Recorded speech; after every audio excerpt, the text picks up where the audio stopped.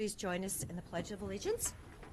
I pledge allegiance to the flag of the United States of America and to the republic for which it stands, one nation, under God, indivisible, with liberty and justice for all.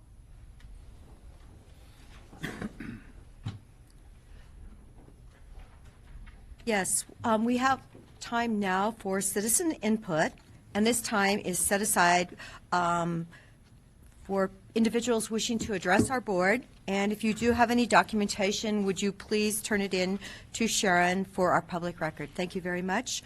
I have a form from Bill Swanson and, Bill Swanson and Rick Bestwick. If you want to, I don't know if you want to come up together or independently. You each have 3 minutes.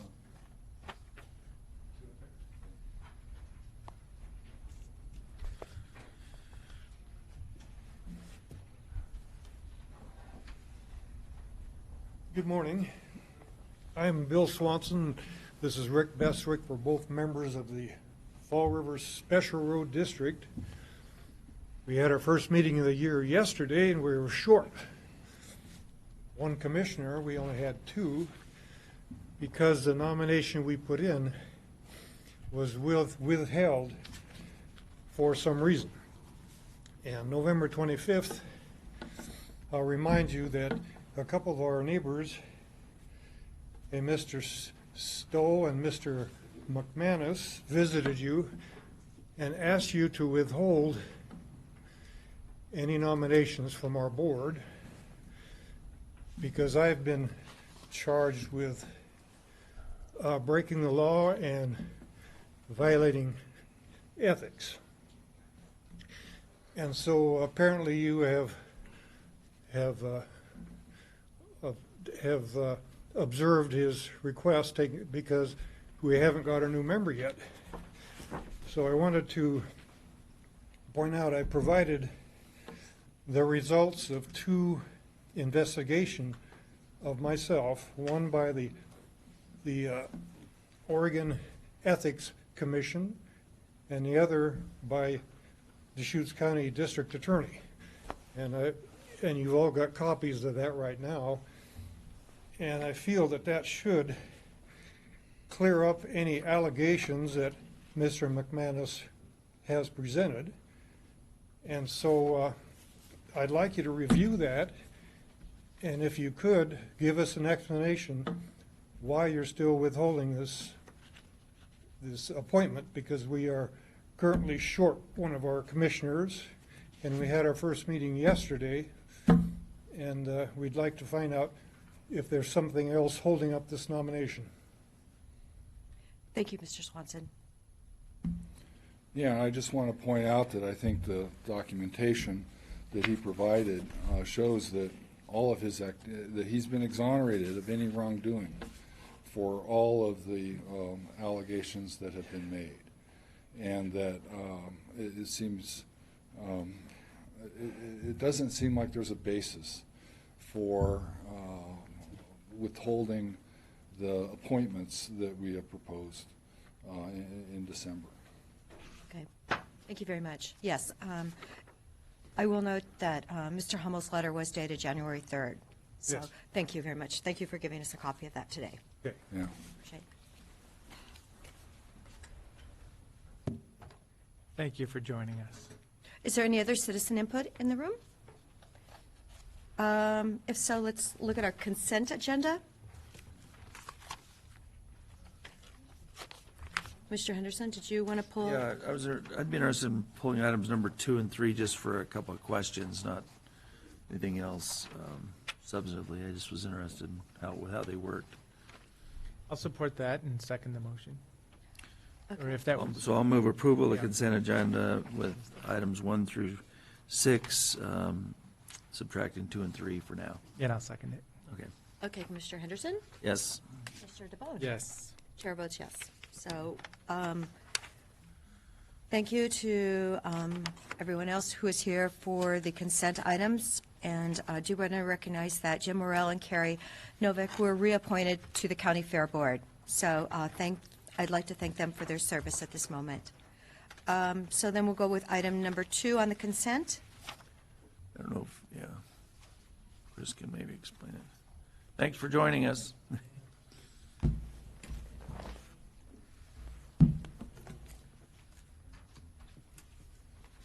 Morning, Commissioners. Morning. As you may recall, we entered into an intergovernmental agreement with ODOT for preemptive right-of-way purchase for property near the intersection of US 20 and OB Riley Cook in advance of that forthcoming project. At the time, there's a developer with a bunch of home sites that was hot and heavy to develop those home sites. There was some property that was identified as common to both concepts of either roundabout or grade separation that could be preemptively purchased with the thought of purchasing property prior to any development activity on it.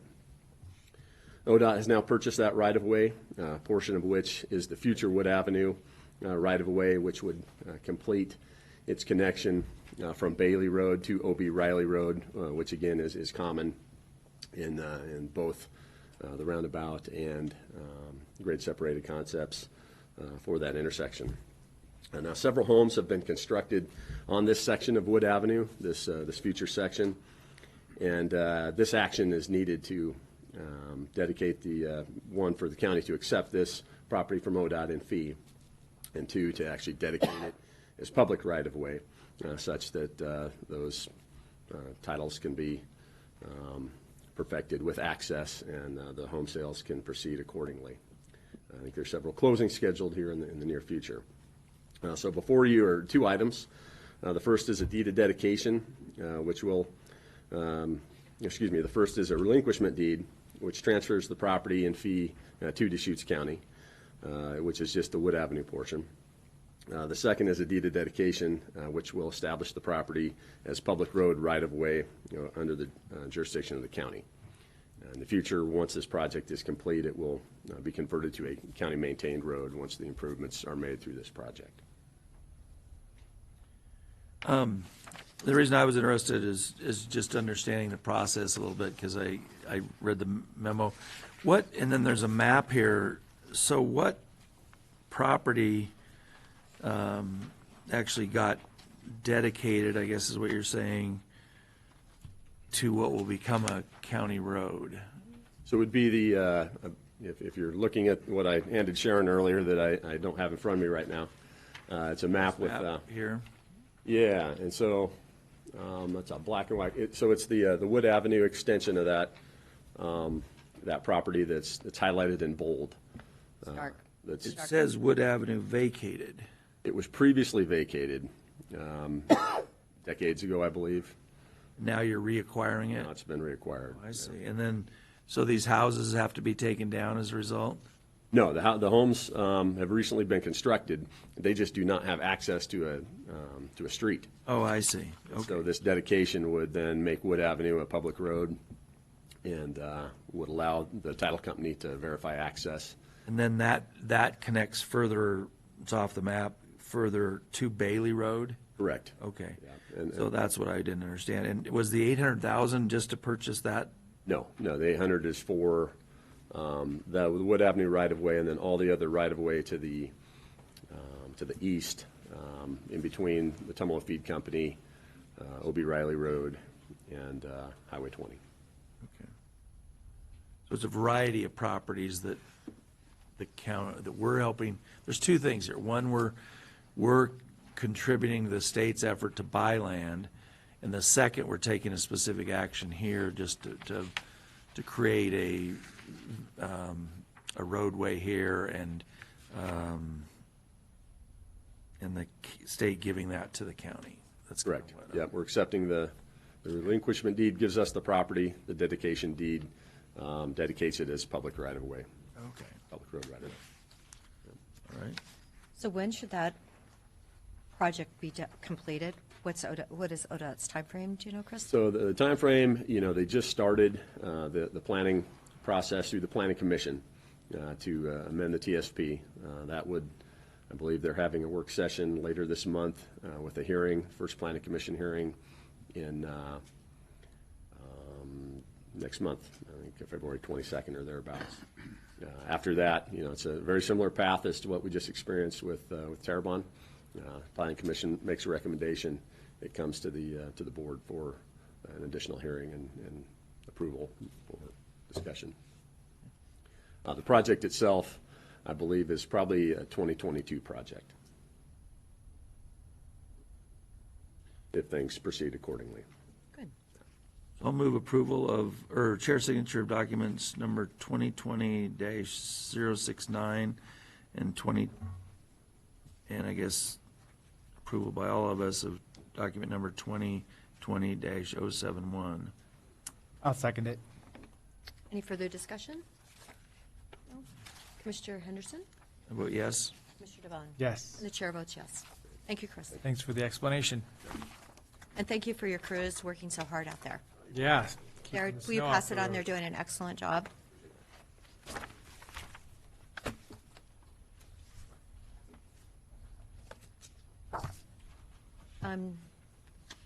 Janice? Yes.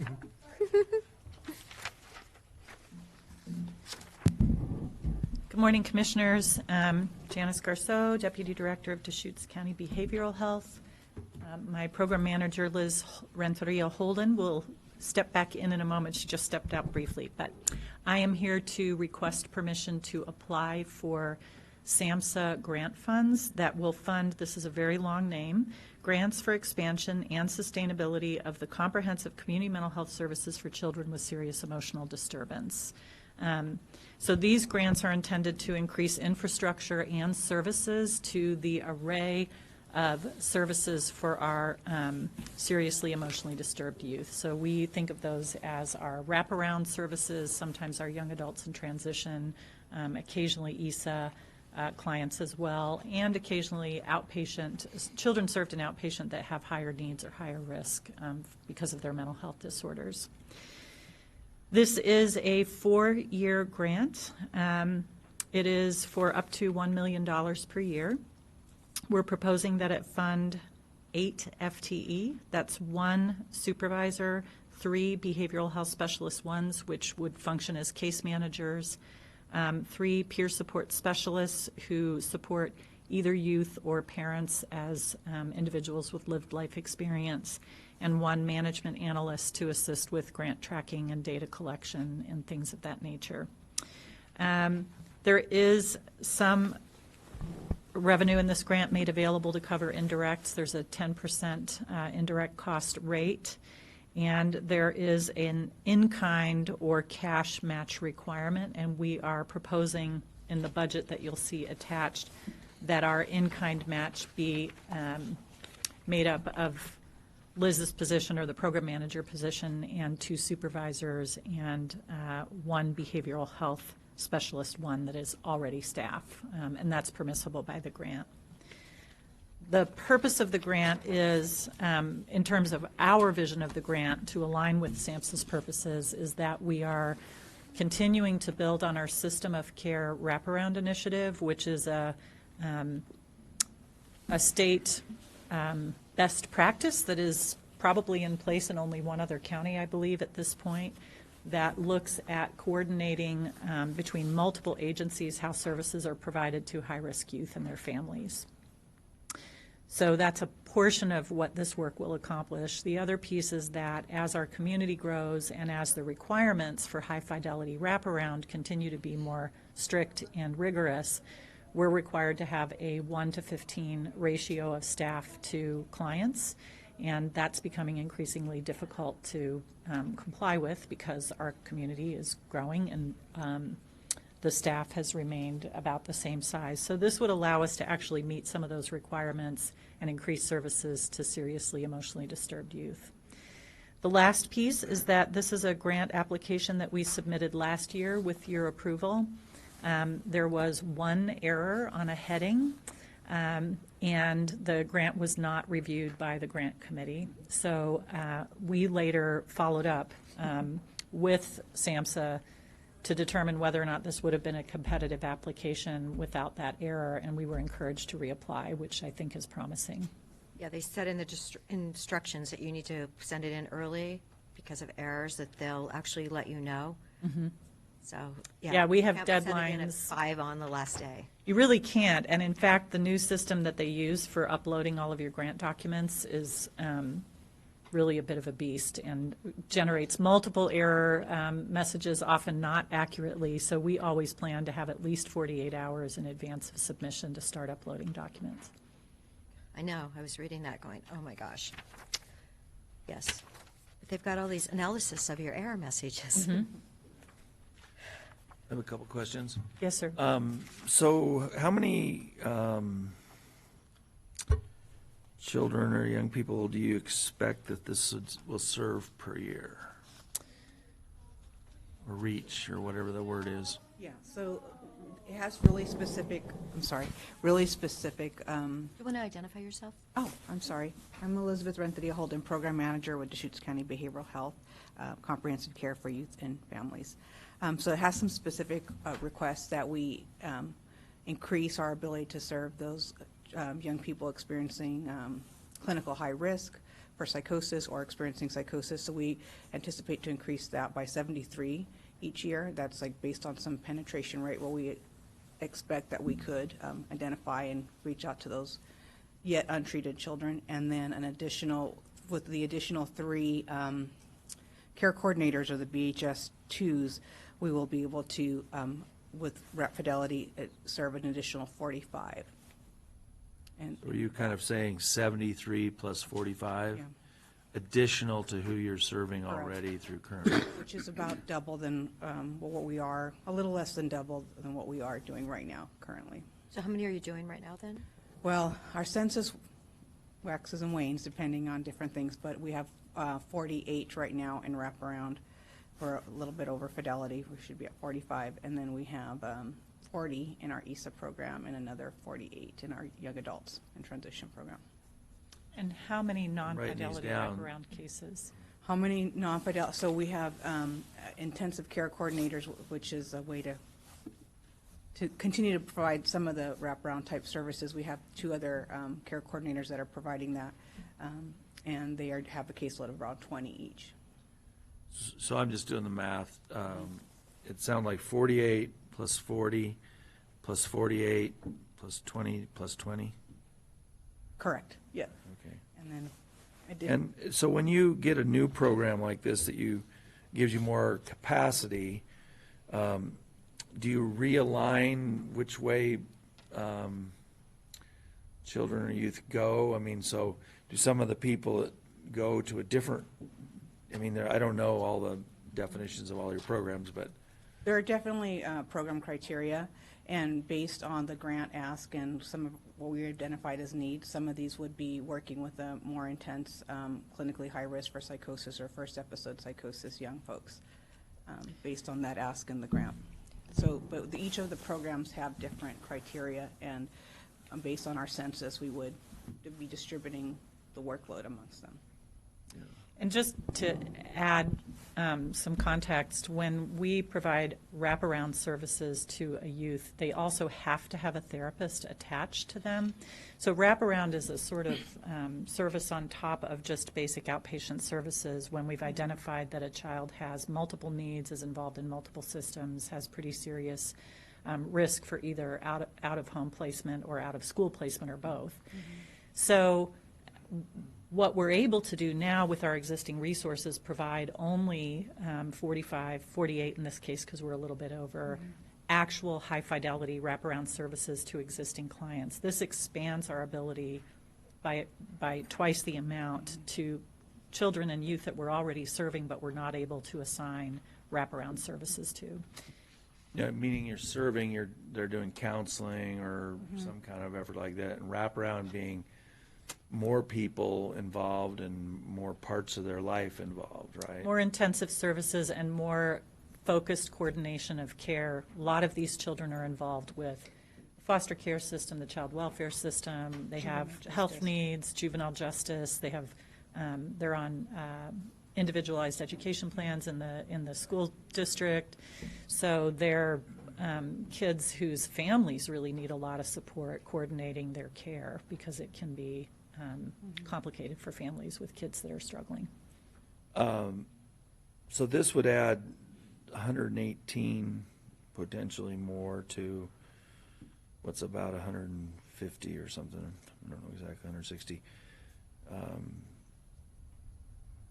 You know, one of the things I see a need for is the stabilization, youth stabilization. I mean, we're doing the stabilization center for adults, but that's a big crisis in families with where does a child go when things fall apart at home, and there's really no place for that. And do any of these grants ever offer that as a, you know, into some facility there'd be 3 spaces for young kids that you're not going to put them in juvenile, but they need to go somewhere because there's this crisis at home. Yes, it's a crisis across the nation, I would say, and particularly in Oregon. We already have funding that has been earmarked for crisis respite and a contract with Greater Oregon Behavioral Health. They have yet been able to find homes, foster homes, 'cause that's the model, is to do crisis respite in foster homes. They've been looking for several years now to find homes in our area to provide that service. Having said that, we are going to definitely be working with the Crisis Stabilization Center to offer some sort of service, and this team would actually be working closely with that group on serving children. They obviously wouldn't do the whole adult program, but they would be able to come to the stabilization center and then get additional support. This team, meaning the new application, if you got those funds, Correct. that there is some potential for that. What do you call it? Crisis respite. So we're required as a function of our contract with the CCO to offer crisis respite services by passing some dollars through to a provider. We've identified, it took a long time to even identify a provider. We've identified a provider, and they have not been able to recruit foster parents who are willing to take these youth. So it really is a significant problem in Central Oregon that kids have to be sent out of the area if they need to be housed outside of their home. So it's something we continue to work on. These funds don't directly support it, but we support it as an agency with Oregon Health Plan dollars and continue to work on trying to support that agency in finding foster care placements. What's that group you identified, the Greater? Greater Oregon Behavioral Health Incorporated, or GOBI as they're known, and we have had a contract with them for, I believe now, going on 3 years with where they're looking. They offer incentives, $500 for a referral, and just really have struggled to find people willing to take on this role. Yeah.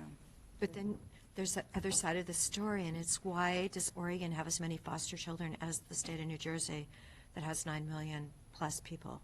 So, you know, it's like, okay. Yeah, the respite would be up to, 24 to 72 hours at most, and then potentially working with the family. It's not a long-term placement, it's just enough to stabilize. Yeah, Situation. That's what I'm really talking about. Yeah, Yeah.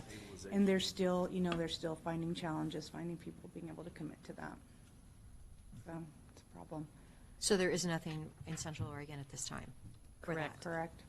Despite our efforts to encourage someone to do that and incentivize it. And One other question I had about the matching. So is all the matching requirement going to be covered by in-kind, or is there anything out of our current budget financially? Because the last year it's 1-to-1.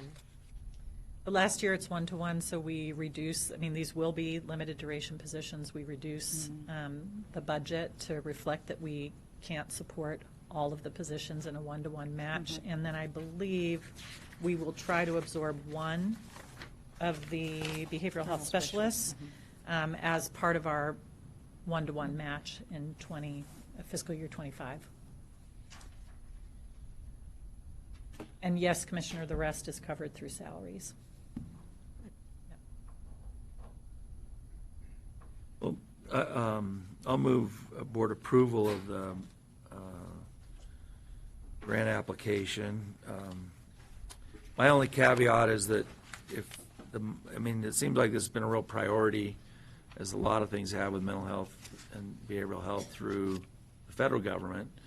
And if that ever stops, it's kind of like the musical chairs. Is there still chairs for everybody? And what do we do then? But guess we'll cross that bridge when we come to it, so, if we come to it. So I'd move approval of this request. I'll second it. Any further discussion? So there's an opportunity for us to go to Washington DC for National Association of County Commission meetings, and this may be an area that we could really get to understand what happens in, when the federal government and, just to learn about the agencies and where these policy choices are being made. Because I agree. I mean, if we can fund these great efforts to do good things for people, that's great. But it just can't scale up. We're not going to be able to fix everybody's problems in the whole world. So just understanding who is making these policy choices and how it's happening in Washington would be possibly valuable. Just sharing with you. We can talk more on that subject. You might have heard that request.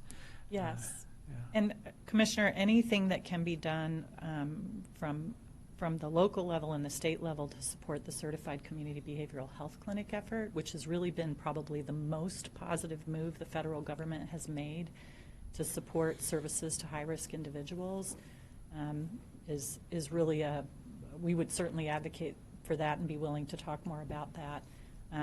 That said, a lot of the focus of the CCBHC has been on adults. There is some lip service given to services for young people and seriously emotionally disturbed youth, but probably not enough. So that's an area that I think could use some attention. And I think what Commissioner DeBone's saying is we have our legislative conference at the end of February in Washington, and it's a 4 or 5 day event.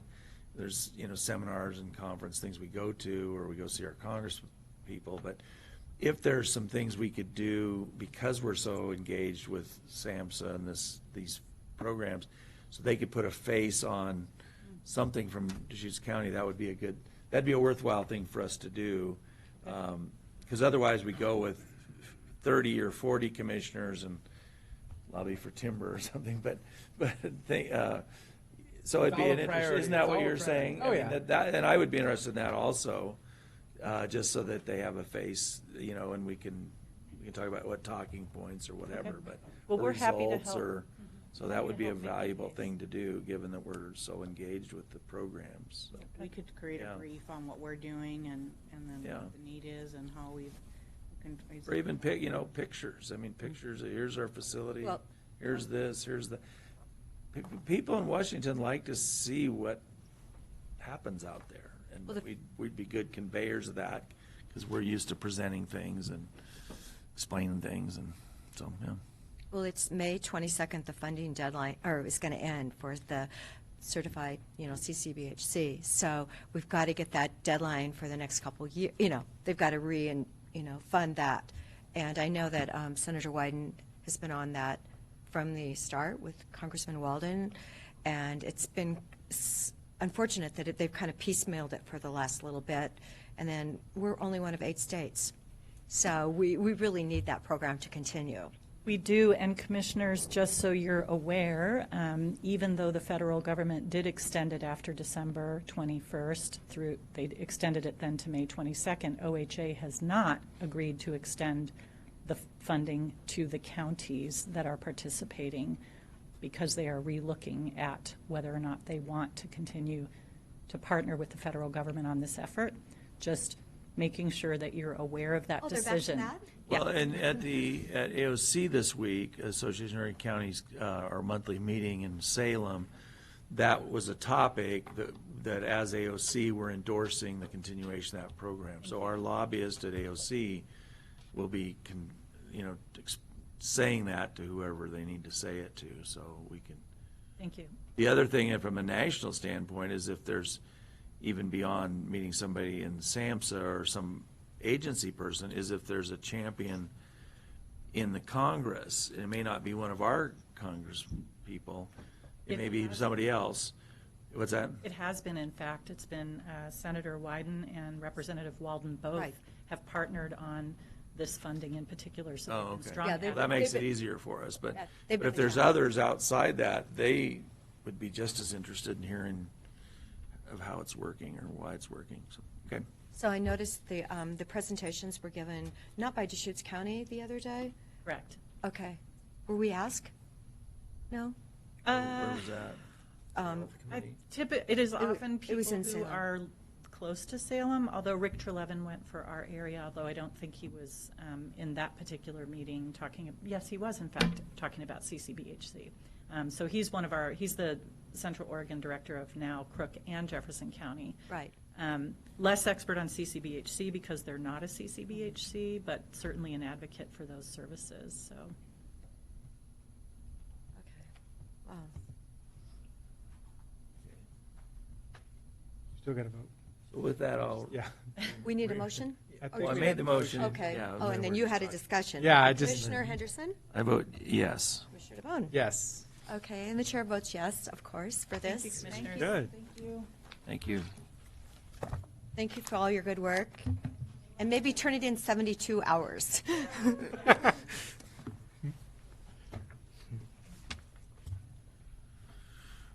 Okay, Whitney?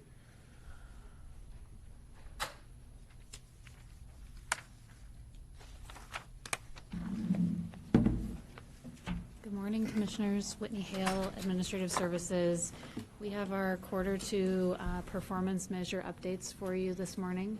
As you know, these are updates on the board's goals and objectives that you set each year and that we'll be setting again later this month for the coming year. But today, we're joined by a number of departments that are reporting on project updates on measures that correlate to the goals and objectives that you set earlier this year. So we're going to kick things off with community development. I have building official Randy Scheid and assistant building official Chris Gracia here to talk about turnaround time on building plan reviews. This falls under the board's goal of service delivery and the objective of ensuring quality service delivery through the use of innovative technology and systems. Turn things over to you. Thank you. I'm happy to announce that we have been hitting our plan review turnaround times, which is not only a performance measure, but is statute and rule driven. With the inclusion of the new FTE that the board provided us for plan reviews last year, she's been helping us reduce the times by getting plans out the door.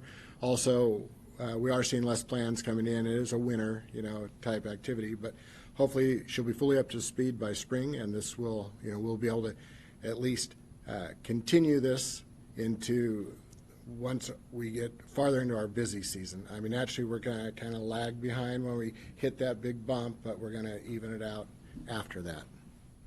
We also yesterday found that our state program, ACELA, even though we're managing our clock properly, when we stop the clock because we've issued a correction letter and we need plans, we need it addressed, on revisions, the clock was not stopping. And normally revisions are pretty quick things, so we didn't really notice it. There's very few revisions that we get for a plan. But when I looked at January's numbers, it had all of a sudden spiked back up because we had 2 revisions that had several correction items that we were waiting on the contractor to get back to us. And once we finally put those in, it hit us for about 450 hours for one and 250 hours for the other because the clock never stopped. We have taken the revisions out now in these. We're working, we have a work ticket in with the state. Once they get that fixed, we'll put them back in. Really optimizing the numbers at that point, finding out that those 2 different applications really skewed the numbers. Yeah, and trying to have very accurate, when we drill down, we want to make sure we're measuring what we're supposed to be measuring.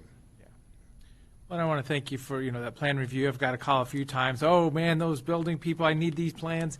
And you're very responsive, able to help people in the field, making sure, at least communications. I know that sometimes the builder, the developer, they just want to call back to know where they're at, too. So it's so valuable to be responsive to the folks that are out there. Thank you. Thank you. That's great news. Yes. Yeah, thanks. Oh, Chris, you had nothing to say? You did a great job. Yeah. Thank you. Good morning. Happy New Year. The second department update we're going to receive this morning is from County Forester Ed Keefe.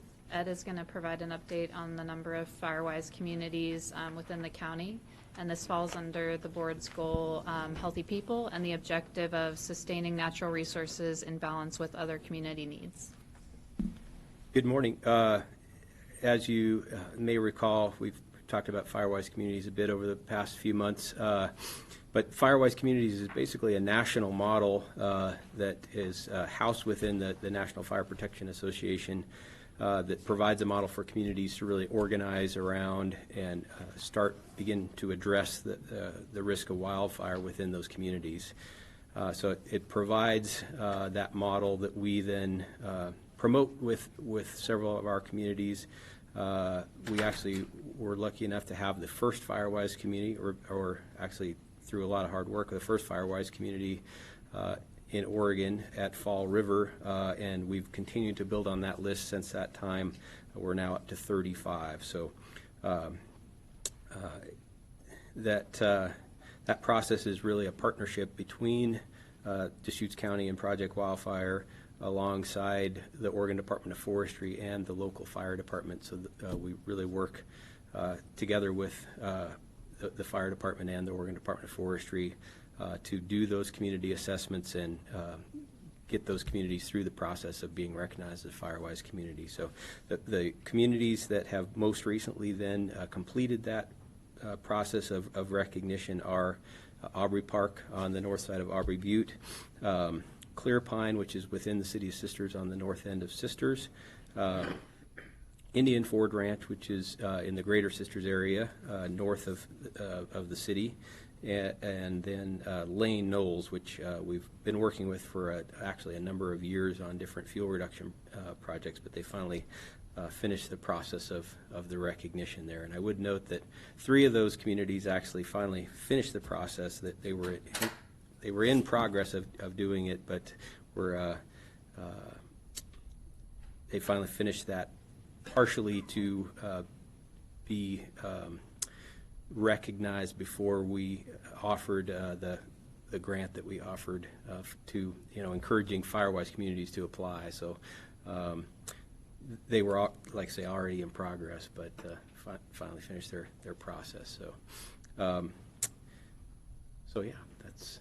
Those are questions. Those are all sizable communities. I don't know Clear Pine, but the other 3 also sizable and Fairly good size, yeah. Clear Pine is smaller lots. It was actually way before that area was subdivided. That was just a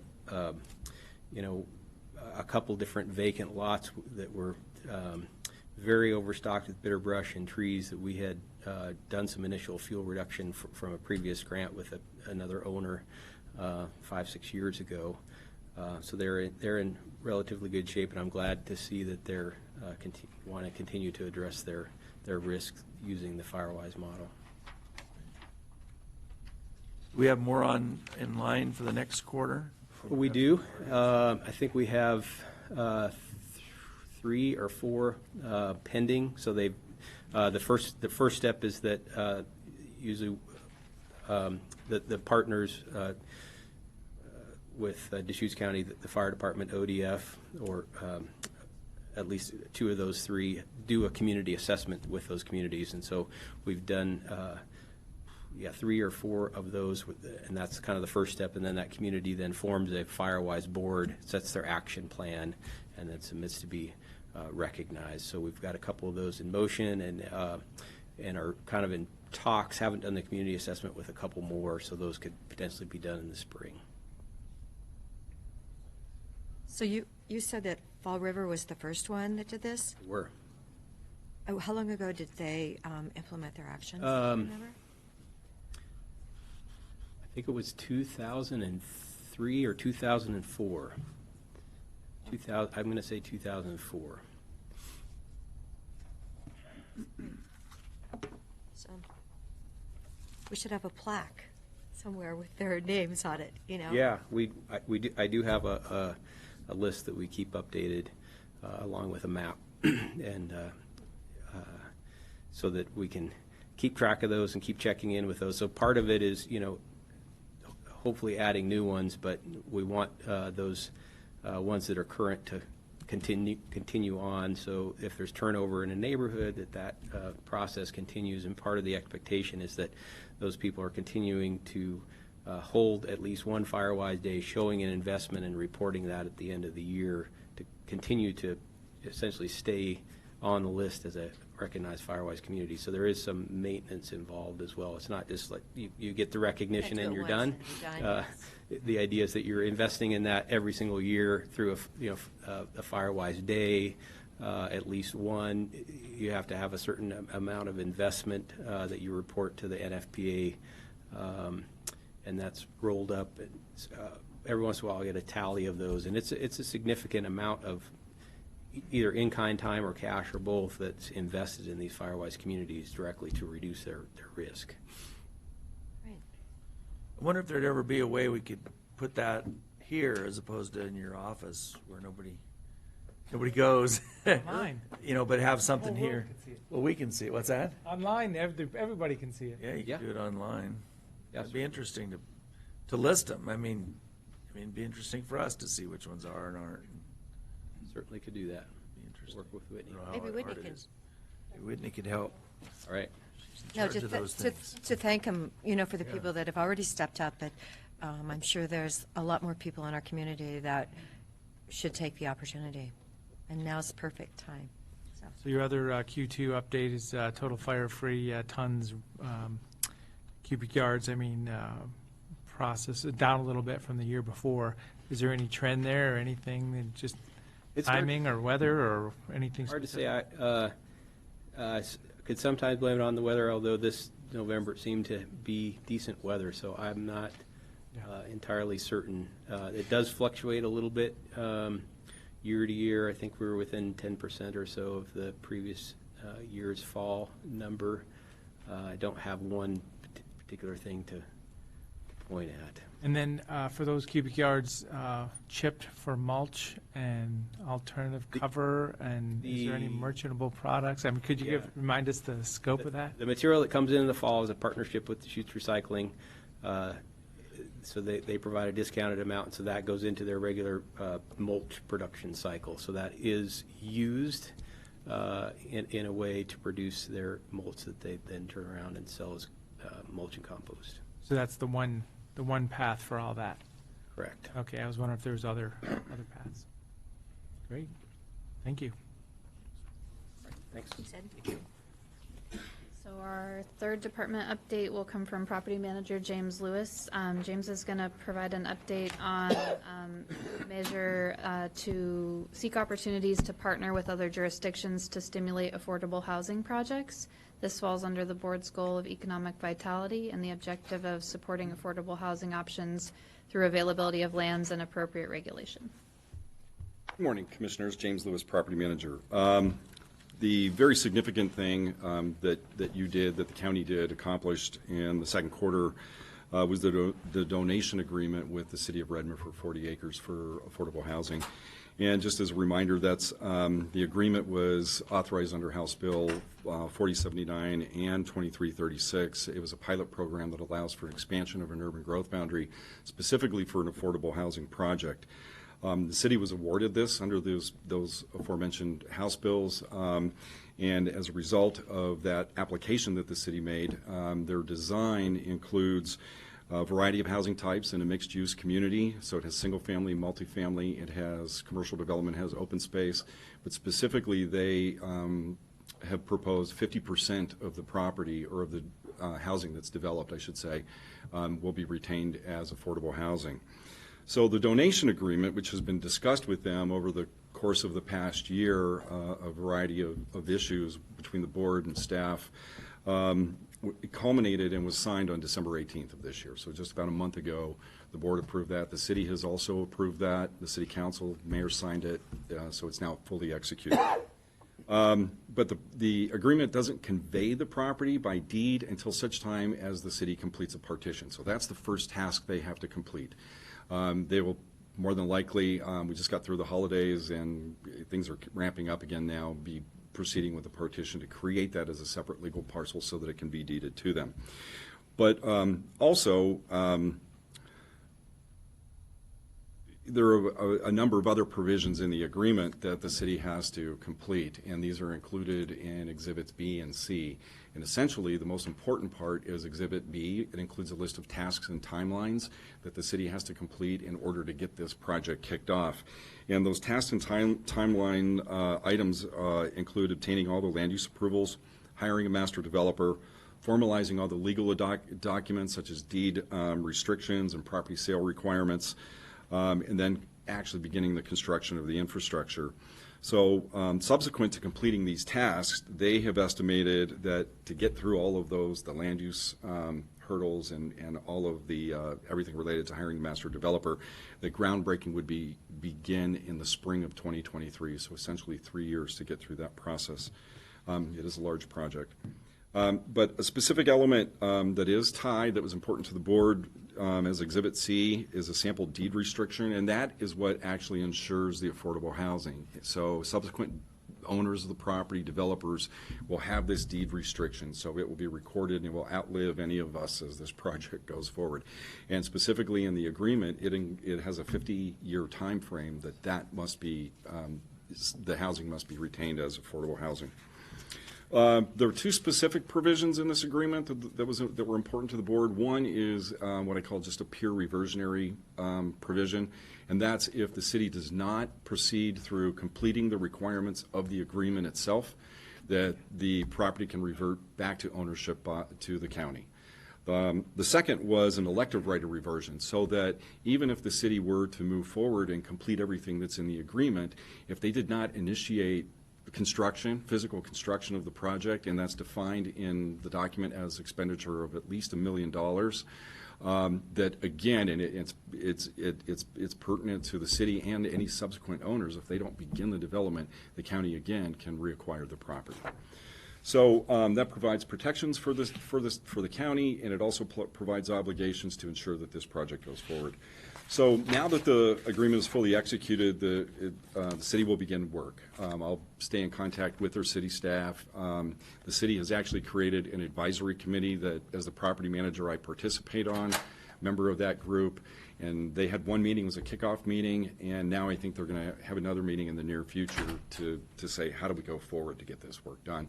So I'll continually come back to the board during work sessions to give you updates on the progress, where they're at, and relate it back to all the provisions of this agreement. It's wonderful. It was, good partnership with the City of Redmond and state legislature defining this opportunity.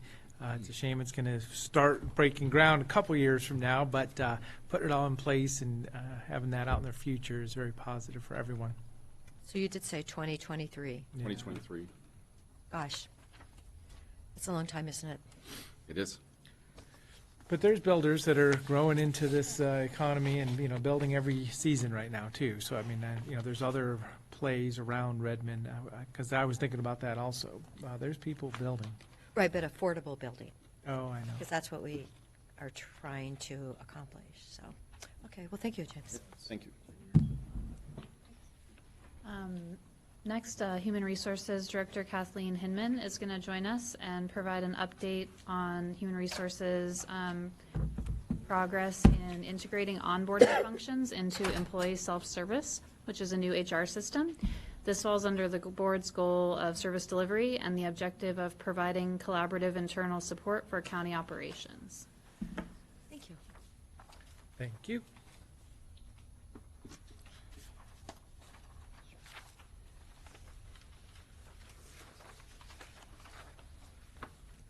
Good morning, Board. Good morning, Kathleen.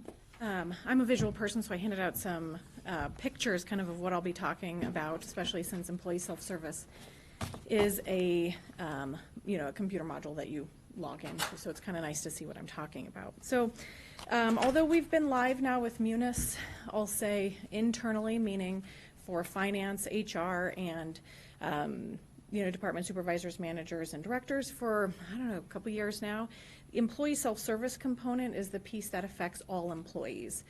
And that's been about a year in terms of us being live with that. And so some milestones have occurred with that, but in terms of what employee self-service is, if you turn kind of to the first slide there, It is the portal in which employees access, and I would say that's actually current employees as well as past employees. We've now been able to open that up to former employees to access things such as pay, benefits, ability to update personal information, all through a portal. And this doesn't eliminate the personal interactions by any means with HR or finance or payroll. It really kind of enhances what's available to those employees. So they can see things such as their personal information. Did we spell it correctly? One of the first things that new hires do is they come to the orientation. We actually take them over to the IT training room. They log into employee self-service, and they actually complete their benefits their benefits enrollment there. And they also look over their address, their phone numbers. Sometimes things have changed since they applied for the position to when they've maybe moved to the Bend area or Deschutes County area and have updated their information. So it's really nice to be able to go in and see that. One of the most popular features is, of course, the paycheck feature, where they can see how many of us have lost the advices once you put them in a bag. And now you can actually go in and see the history of your pay advices, the details there, and it's all saved there for you. A couple of other things that exist. We have a list of your benefits. So oftentimes people would forget what they're enrolled in. We can now point employees to go and look at the details of their enrollment, their benefit elections. We did the first open enrollment. That was a big milestone for year one. And I would say it's pretty successful. We had 98 participation rate through there. Employee notifications, we can send announcements. We're not using this as our primary communication tool by any means, but maybe just some reminders. For instance, open enrollment is ongoing. Another piece of information is payroll and tax information is available there. So you can update your W-4 now online. You can see what you have. You can update it from the convenience of your own home. So if there are maybe decision makers who are not the employees, you can sit alongside them and complete those, complete that information with them present. The other piece is personal information. So we talked about the, address changes, phone numbers. You can add alternate emails now. We have that option. And then training opportunities. So you can see what you've taken, what training exists there. Some of the pieces, that are live right now with employee self-services that we talked about, it's that 24/7 secure access to pay benefits from work, home, and mobile devices. So you can be at home and review this information. If you had a question, you can, if you're on the road, you can look at it from actually your phone or, a tablet, for instance. We do see efficient processing for those online changes for personal information, W-4 direct deposits, benefit changes, and life changes. So you can actually notify us of maybe a newborn, someone to add, a dependent, marriages, divorces, all of those can be done through that process. We completed that benefits countywide open enrollment for the 2020 plan year, which was big. And considering we had a 98% participation rate, and given that that was a pretty big cultural shift for what we've always done, it's pretty impressed with those numbers. I think the biggest kudos goes out to one of our deputy sheriffs who completed open enrollment at Disneyland. We could hear It's a Small World in the background playing on his mobile device. So, people, I think, sort of embrace that. He called, I forgot to do it, I'm on vacation, what can we do? And so we helped walk them through there. The other thing is that we moved, payroll used to send out advices every pay period, and that was a lot of work on their end. We've gone to 75% of employees have elected to receive electronic statements. So their pay advices, for instance, are available in employee self-service, which you can go out and print as needed or just view as needed as well. Some future enhancements. So we continue to improve upon this. We continue to add to the new hire onboarding, and we have a goal of getting as much of our process into employee self-service as possible. Some of the future pieces are policy acknowledgments, required forms, et cetera. So right now they come and we sort of lock them in the HR conference room until they've read all of our policies, and sign off on those. And we'll have a little bit more flexibility with an online onboarding system that is integrated, so we can keep track of all of that information and document the acknowledgements there.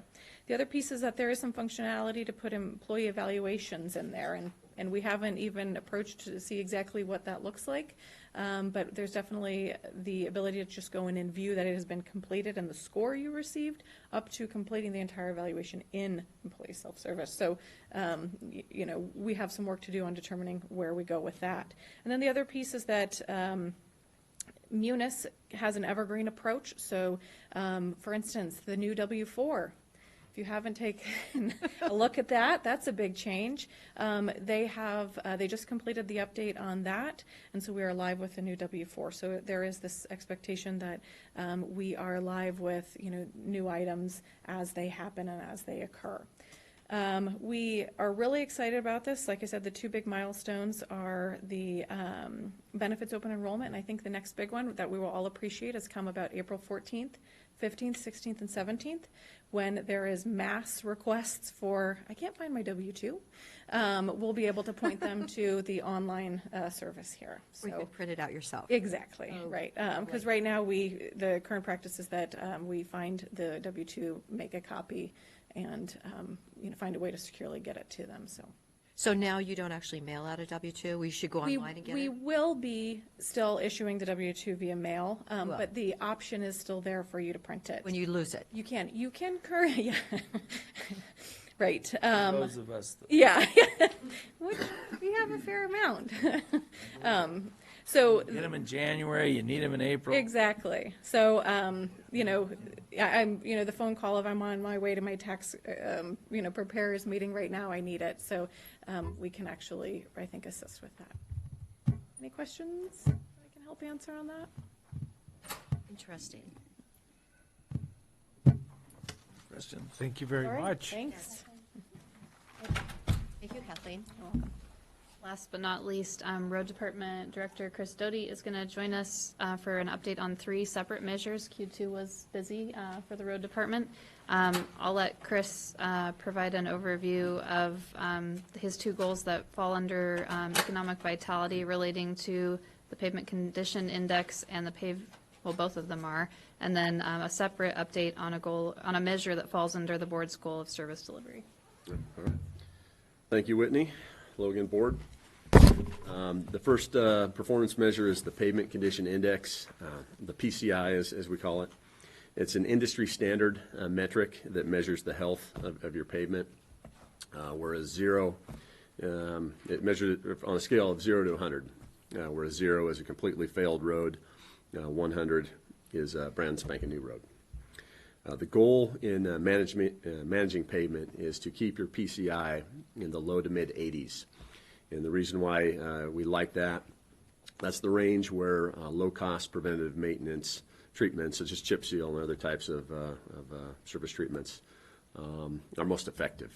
That's the point before it really starts to tip over and get into that higher cost maintenance treatment where we're doing overlays or grinding out pavement and inlaying asphalt. So happy to report that our PCI has increased another point to 83 this last year.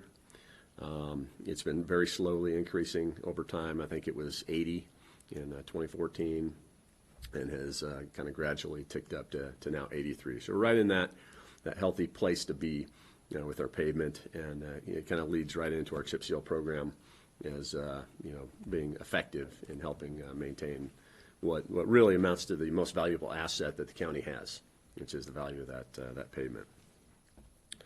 Any questions on PCI? Well, it's a wonderful place to be. 10 years ago, it was a discussion about having enough resources to maintain roads, and there was discussion of what if some of these were ground back into dirt roads, because a simple grading in the spring and the fall is a lot cheaper than this. So the world looks very different 10 years later. It's really exciting to be able to be in this spot, keeping those paved roads at such a high, maintenance threshold. Yeah. I have a question. Okay, the Highway 97 by the River House, Is that a state road there, or is that Bend City? Because there's a, That is Highway 20. that is Highway 20, so that's the state's and all those potholes? Yes, yeah. So we should talk to the state about that? I believe they do have a project in the works with the city. Like when? I believe pretty soon, Okay, if not mistaken. So they've tried some different treatments there in filling those potholes. And so- experiments? Yep. They're not working? Yeah, it's interesting to look at. And, Drive-through, it's interesting to but drive through. that's a great example of a PCI that's probably in the 50s, 40s perhaps. 40s maybe, yeah. Yeah. Okay. All right, so that's who I should talk I to. was just going to note that PMI assessment is done by an external third party, so it's not Chris or Cody going out and deciding what it is, but it's somewhat independent. Correct, yeah. Thank you for pointing that out. Oh, that's great. Chris, yeah, good job getting it up even higher than it was. I was curious how much you're impacted by. Are we getting more money now from the state than we were from the gas tax, et cetera? And how much more are we getting per year from that measure in 2017? You bet. So we're kind of in that phase-in period, such that we've had, in fact, I think just January 1st of this year, another 2-cent gas tax came into effect.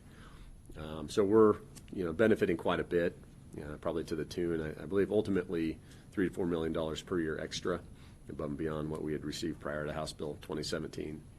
The other thing that Where are we now in that? Is there 3 steps or? I believe we're at 6 cents of a 10-cent phase-in.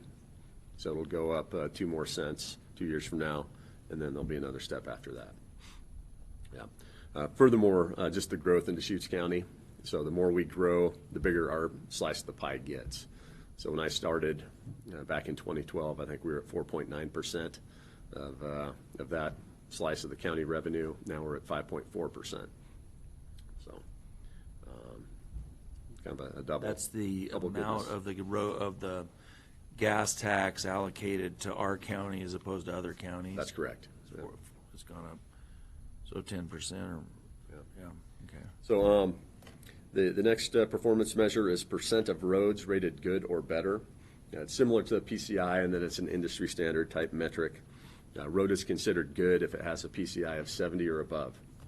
And so this gives us a really good sense of where the system lies in terms of our ability to use those low-cost maintenance treatments when we have so much of our system at 70 above and above. Once you get down in the mid-60s or below, chip seal's not going to provide much benefit. You have structural problems at that point, and you're looking at replacing asphalt or adding new asphalt. So 98.7, again, this has ticked up, just like the PCI over the past 5 years or so. I think we're at 94% originally. We're up to 98.7, and that's another good place to be for the health of our system. Any questions on that? Lastly, I don't know if you were going to, actually, yeah, you did introduce this one, but Whitney's asked that we report on our capital project-related performance measure and really just report back to you specific to the Six Corners project, South Canal Boulevard, 61st and Quarry. And so I passed out a picture of the before and after. I think you've probably seen this already, but it's a nice visual to get a sense of, one, how funky that intersection was before, to now it's been reconstructed and much safer, so to speak. So with that project, we had significant piping of COID canals that kind of crisscross through that intersection. We reconstructed, of course, the 6-leg intersection into a 4-legged intersection with adjacent T intersections. We constructed a left turn lane in South Canal Boulevard, and then also illumination. There's streetlights out there that were recently flipped on by Central Electric Co-op. So the construction plans were prepared by Parametrics. The project was managed, and the construction engineering was provided with internal services. The construction, we had several phases. The first phase was that irrigation work that was performed by K&E Excavating. The major improvement, all the realignment and the other work was Knife River, and they did an outstanding job for us. Some projects get snake bit, others go smooth. This was a smooth one, and we were really happy with how that turned out. From a budget perspective, when we originally estimated this in our 2019 capital improvement plan, we were at $1.8 million. It was delivered all inclusive of all costs for about $1.6 million, so snuck it in under budget. Well, that's nice news. Yeah, you bet. What was, I was going to ask you if you knew what the acquisition costs ended up being for. For right away? Yeah. Yeah, it was $111,000 of that. All of them? $1.6 million price tag. And, for the most part, fairly, the neighbors out there were great. Right-of-way acquisition went smooth, but for one file, I think that we brought to the board and worked out. And doesn't have a tremendous impact on adjacent property owners. They're fairly set back, and it fits nicely in there, as you can see. Well, there's an irrigation pipe through there also. Several. Yeah. Amazing. The other thing is you look at that after project, ultimately, higher order traffic control will be necessitated there beyond just the turn lane. And so it is set up to accommodate a roundabout in the future if that's the direction we choose, or signalization. Are there stop signs on some of those now, or? Yeah, so there's stop signs on the minor legs coming into South Canal Boulevard and the minor realigned legs coming into both Quarry and 61st. Okay.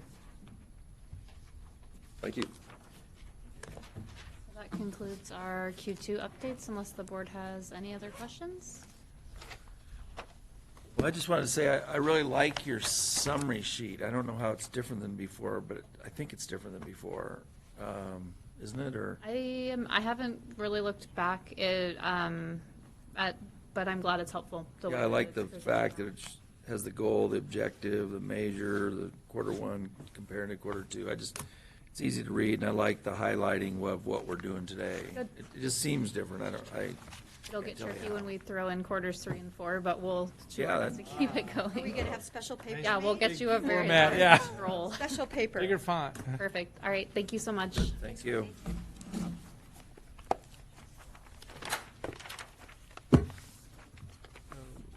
Oh, now the easy stuff. Okay, easy.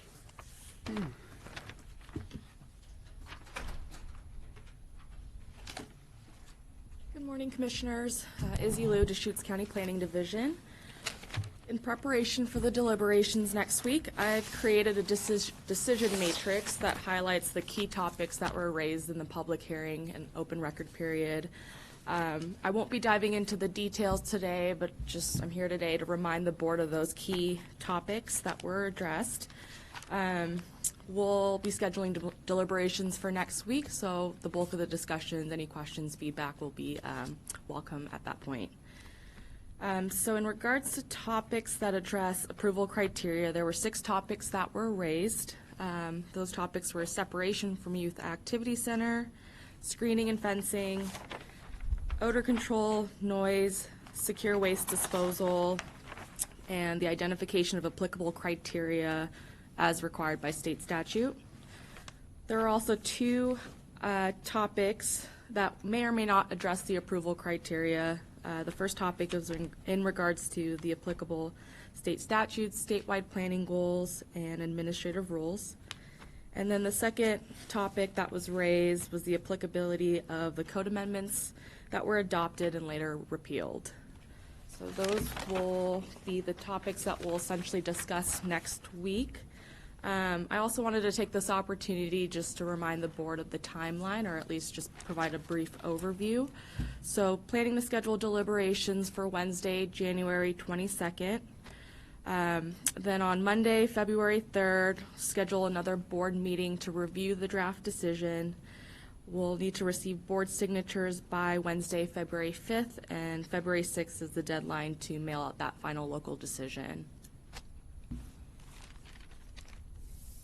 So yeah, we've got the record closed. There was kind of the record period, and information was provided. Now we've got our binders. That's correct. So yeah, written record, or the open record period closed on January 10th. We received the applicant's final argument. I'll be uploading some additional documents onto MinuteTrack for the deliberations next week. But that'll include the final argument as well as this decision matrix. Oh, so the final argument is not in the binder yet? That's correct. So that will be included in there. And binder number 2. Yes, that's correct. Yeah. So is everything in this new from, since the hearing, I mean, or? is I there believe, yeah, that's how it's organized, where all the new information's in the new binder. some- okay, and then you'll add the final arguments before next week's decision? Okay. That's correct. All right. So is our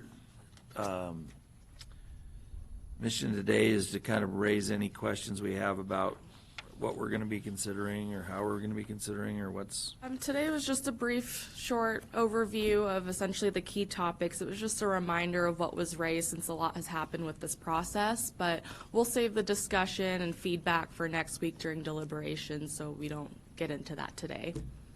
So, I guess, I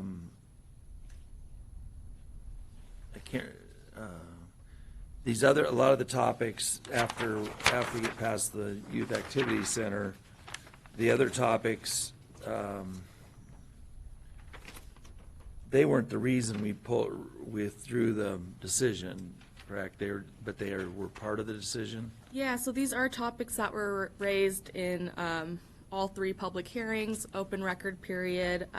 Initially, when when the board had made their decision before the withdrawal, none of the other topic items were addressed, but deliberations on Wednesday, we can certainly go into making those findings. That would be the reason to really go back to the first binder and look at. That's correct. Yeah, the full record still is applicable. And when will you be updating our binder then? So I will be coordinating with our admin secretary today, and so that Okay. should be in there today, and everything will be uploaded to MinuteTrack today as well. Wonderful. On the first of the yellow decision points, what do you mean when it may or may not address? Why is it a separate category? It's a separate category because everything in green, it's clear that it addresses a specific approval criteria. The topics in yellow are essentially applicable to state law, and they're not necessarily strong arguments as well. We'll go into detail during deliberations, but they're not as clear as the items that are listed in green. So the first one was a kind of a new objection, is that what you're basically saying? Or one we haven't typically argued about? It's been included in the record, it's been raised throughout the process. I mean, in other cases, or it's kind of Right, new that way. exactly. That's specific to this, the amendments of the new code, and then not having the code acknowledged by the state. And so those provisions required additional analysis related to those, the state statutes, statewide planning goals, and administrative rules.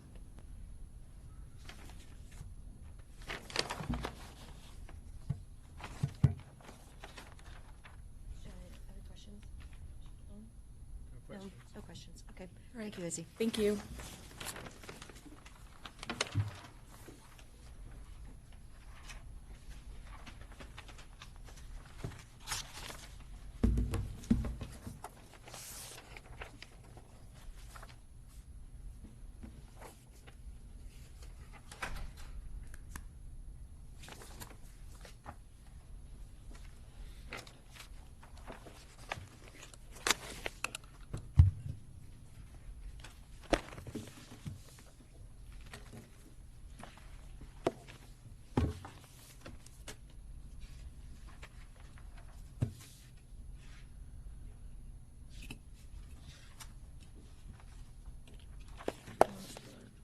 Go ahead, Will. Good morning, Commissioners. For the record, Will Groves, Deschutes County Planning. I have for you today a draft decision. This is on the appeal of the hearings officer's decision in the Lower Bridge mine site. That's file number 247-19405 CU and associated files. The purpose of this meeting is to afford the county commissioners with an opportunity to provide edits and feedback to staff on a draft decision. We're looking to a scheduled adoption of this decision on January 22nd, with the close of the 150th day would be on the 28th. So we're running into the end of the record here. I want to provide an opportunity for you to take a look at that draft beforehand, see if you had any special areas of concern. And in addition, I wanted to get some clarification on one particular point as described in my memo, and I'll go into that now. As you recall, the applicant requested a tentative site subdivision plan for a 19-lot plan unit development on the subject property. Board deliberated on December 18th and voted unanimously that the application could be approved and provided direction to staff. Staff has worked with the applicant as the prevailing party to develop the attached board decision pursuant to 22860. There is a point of clarification that I could use your help with, and it has to do with the board's deliberative statements regarding the protection of natural resources under 18-128-210B8, which says that adequate provision, and this is for planned unit developments, adequate provision is made for the preservation of natural resources such as bodies of water, natural vegetation, and special terrain features. The board was asked in deliberations if scenic resources would be adequately protected under the proposal as conditioned. Staff noted that opponents had recommended, in addition to the hearings officer requirements, more setbacks from the canyon rim as a potential new condition of approval to minimize those visual impacts. The board had stated that no additional conditions of approval would be required, and staff understood this to indicate that no additional canyon rim setbacks would be required, and the board was rejecting the opponent's proposed additional setbacks beyond those imposed by the hearings officer. The applicant understood the board's statement to indicate that no conditions of approval relating to canyon rim setbacks would be required, as the scenic resources would be adequately protected by the landscape management combining zone requirements. Accordingly, the applicant believes that there are two hearings officer conditions of approval that could be stricken. One of these has to do with the topographic survey required prior to construction or earth moving near the canyon rim, and the other one is a prohibition on structures or earth moving on or below slopes exceeding 10% within the canyon, with an exemption for habitat and improvement projects. Staff would like to note that while these conditions likely will reduce visual impacts, they were imposed by the hearings officer also to address potential slope stability and erosion impacts, and this is discussed on the hearings officer decision pages 114 and 115. And so to the extent that the board recalls that issue and has any direction, that would be helpful. The draft is currently written with the presumption that the board intends to preserve the hearings officer's conditions of approval, but to the extent the board intends to delete those, we certainly can get that into the draft. Could you kind of explain the second one a little bit? The second condition of approval, structures and/or earth moving prohibited on or below slopes exceeding 10% within the canyon. So, I mean, I think of this as kind of a odd, there's the river and then there's the slope up to a plateau area, which is an odd shape. Mm-hmm. So how would I think of this second one? So because this property doesn't have rim rock proper, as we discussed in some length, there isn't a cliff which one would fall off of, and these lots are designed to go both on the plateau and down the side of it, that otherwise in this decision there's no prohibition from someone building the structure halfway down the slope. Okay, yeah, because the parcels have that slope as part of the footprint of the parcel, and we think of it as kind of a flat area and then the slope going down. So they're saying just stay off of that slope for development. Right, and this was specifically, staff had developed this condition as a recommendation that, there were a number of concerns that come up if you start building structures down canyon, including, slope stability. The visual impacts become significant or become, increasingly difficult to mitigate, and erosion can be an issue as well. It's my understanding that the applicant intended to do all construction up on the flats, but we may come to a point in the future where the applicant's no longer the owner of the subdivision, individual lots have been sold, and without this prohibition, someone could in theory engage in some significant earth moving to get their house either forward into the canyon or downslope with like a daylight basement, for example. So this was suggested by the staff to the hearings officer. The hearings officer imposed this as a condition of the decision. So throughout this process, I always envisioned us talking about that kind of flat area that goes to a corner or a curve and then starts going down, and then development on that flat area. So I mean, the vision is no development down the slopes. Just making sure, I mean, I do kind of support the fact that, yeah, that was what I was working with.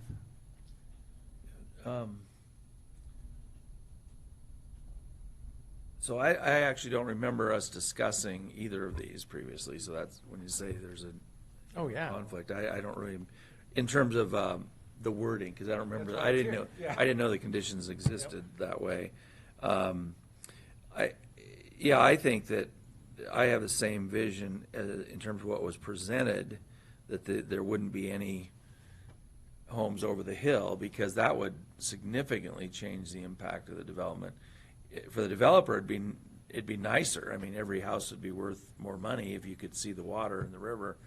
But the picture they presented wasn't that, so to change that now would be a material change that we didn't really have. I don't even think we had testimony about that, about, well, what if they did creep over the edge and so they could look down at the beautiful river. So I would think, I didn't know that's how they got there, but this is a protection that makes it. And I would think almost all that slope's more than 10%, because 10%'s not very much, is it? I mean, it's pretty flat. I mean, I don't know what 10% is. But, so on the second one, if I was a developer, I'd like to remove that, but I don't think that's consistent with what we heard about. The first one, I know we didn't discuss. I don't know what the point of the topographic survey was. I know. The second one. What's that? Implement the To second. implement the second. We wouldn't know where 10% slopes were without some sort of survey. Well, there is a topographic, I mean, we've been looking at topographic maps in our packets there, so is the old map not any good, or why would you have to do a whole new survey? I mean, that's fairly expensive to do So, a topographic survey on that I think to whole- the extent that they have existing surveying with this type of data in it, and it seems like they do based on the information, it would simply be to make a slope figure based on the existing survey. So I don't think of this as a requirement that they do a new survey, provided that they already have data sufficient to make a figure with a 10% slope on it. At the time. This condition doesn't even mention slope, though, so why wouldn't you put that in that first sentence then? A topographic survey showing slope or whatever, because that survey just shows, it's 2040, 2042, 2044, I mean, all that, and where the lines are, it doesn't show slope. I mean, slopes you have to calculate somehow, so. Yeah, so Is that what you're wanting really, is a slope survey? A slope figure even, if they've already got the underlying topographic information. So we could recraft this. Well, it may not be accurate. I mean, so maybe an accurate topographic survey indicating slope or something. I don't want to make it onerous on the developer to spend $1 million to survey all that stuff, but, so I don't know. So Do you remember, weren't there kind of like a berm where they'd done land, earth movement in prior times? And so, of course, we didn't see any type of, cliffs or rocks down there, but yet people have said, oh, they really are in existence. And I remember I did say, well, if they raise their house, to 2 stories or whatever, they may get more view from the upstairs. But we were always talking about having it move back. It was always on the plans presented that the houses were away from the slope, because you do not want to have them at that edge. I mean, it's destabilizing to the edge, and they're probably going to need to do a little work in order to bring the lots into some kind of where you can walk around on them safely. Yes. So, yeah, I'd be in favor of the topographic survey item, just defining, it could be a map indicating areas of 10% slope or more. I mean, it doesn't need to be this big project. It's just, let's go to find those subset of areas where we could define 10% or more. Well, yeah, what if we modified that condition to say an accurate topographic survey indicating slope of greater than 10% shall be required prior to construction, earth moving in the vicinity of the retaining room? I mean, I don't know how good those topographic but we saw them, I mean, because we were looking at them, because that is what told us where it started to go downhill, you could see it, and then how it wasn't flat necessarily on top. But I agree with what, the plans we were shown all had the houses sitting way back. And I thought there was a rule that said they had to be so far from the edge of the slope. Is that not? And that's because there's no actual rock there to be the rim rock that would require the 50-foot Right. setback. That's why no such setback. So the setback from some topographic, by default, there's no setback, so they could be, Okay. 30 yards down slope and do construction there. So this was an imposition by the hearings officer to say, stay up on the flats. Right. Staff had a preference that the applicant would provide site-specific building envelopes so that they would define the area in which the houses could be located with, and that those would be imposed by the hearings officer, but they weren't available. So in lieu of that, staff recommended and the hearings officer imposed this 10% trigger so now you're in the canyon, stay up above it. Stay above it. Yeah. Well, this, won't there also be,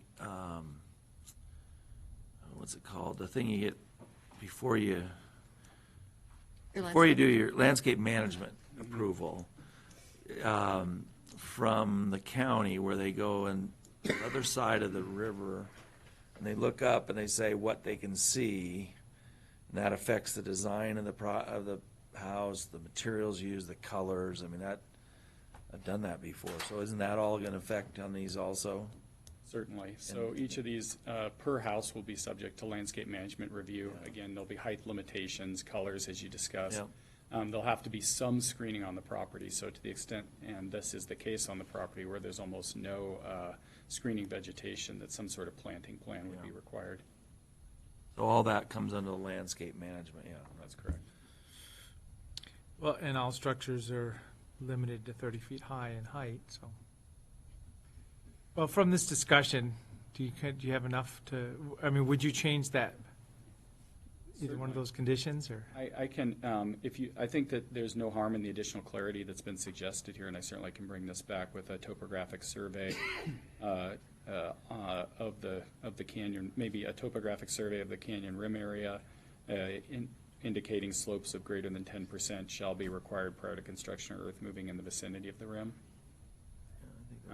Just so everybody understands this is. Yeah, that way a buyer can, in good faith, they can say, hey, where can I put my house? And I can say, see Exhibit A. Yep.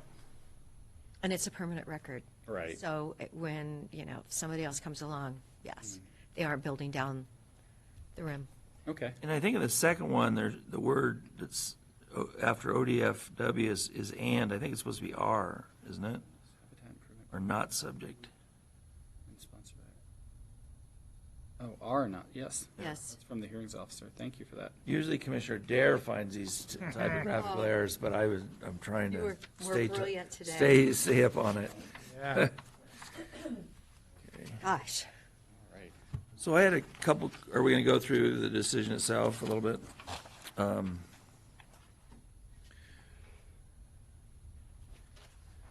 So just broad context,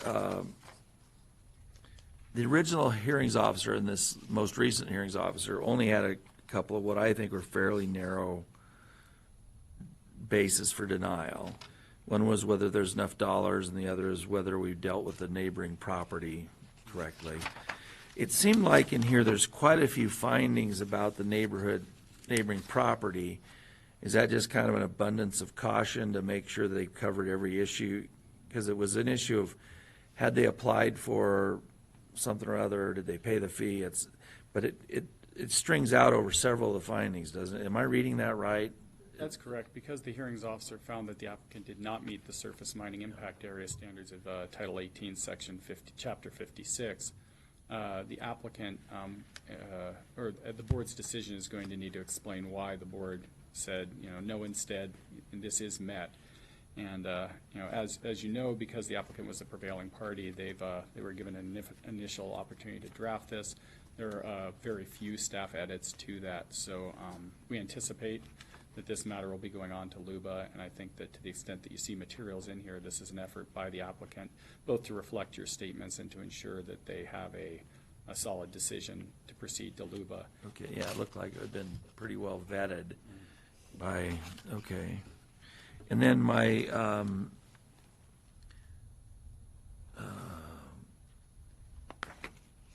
next question, I guess, was with regard to some of these items that we're making rulings on are really kind of legalistic in the sense, like this, the whole discussion of the floodplain and open space.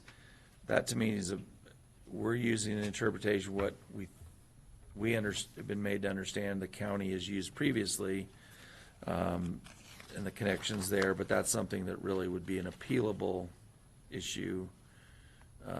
Or probably will be appealed in terms of what legally is allowed. Is that kind of accurate? That's correct. This, I think that issue that you're pointing to is the core of this decision in some ways. You know, the prior board denied on this basis.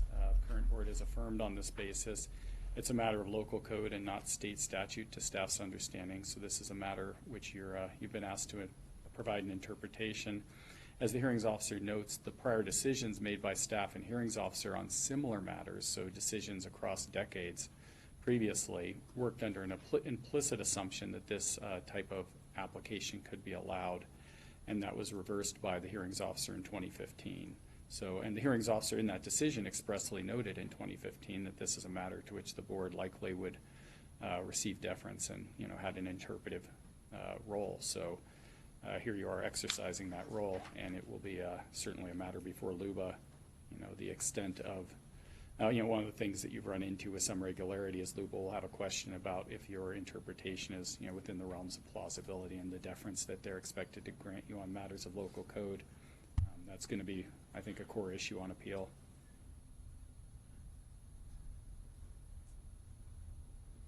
Yeah, I've got nothing else that I brought in for wordsmithing at this point.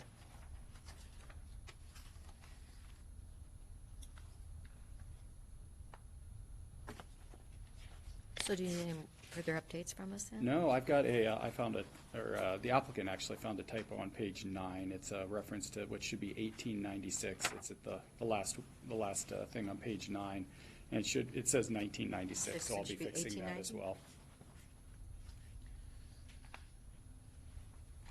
One other one, I guess, that I was just going to mention is this, the sufficient financing provision. Mm-hmm. I find,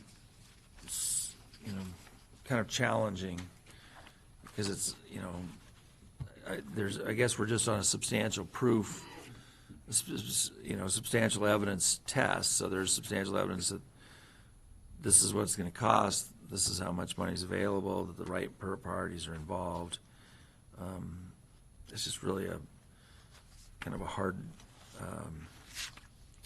test, I think, sometimes to meet. I don't know if is that based on state law, or is that That's a provision of local code for the part of our code that we decide that if we're going to allow things like this, you have to prove that you can actually do it. Yeah.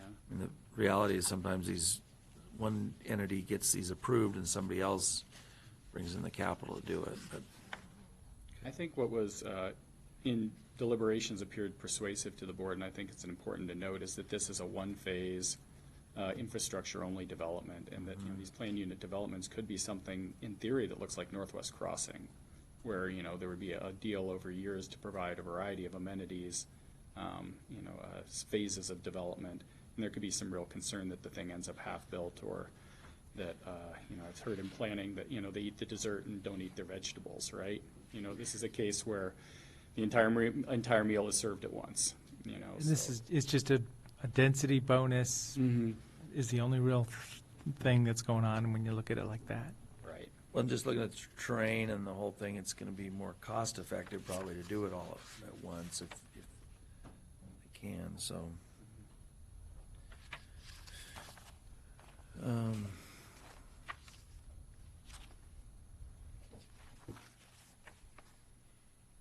I didn't have any real other questions. I thought it was well-written and some good information added.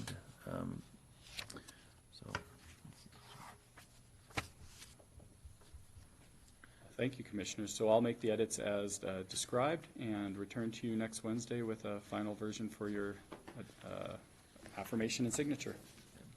Thank you. Thank you, Will. Thank you.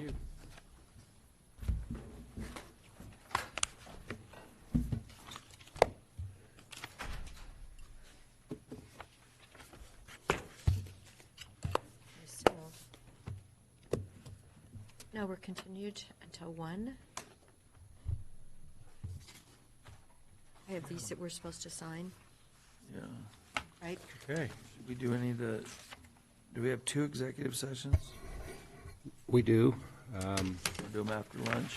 Or At your pleasure. We could try and squeeze them in now if you like, although I think the road department folks would like to be here. I don't know if if they're on tap, but we do have those. We could do this afternoon plus just a couple of other items. No, I just have to, Sharon, are these ones I assign alone?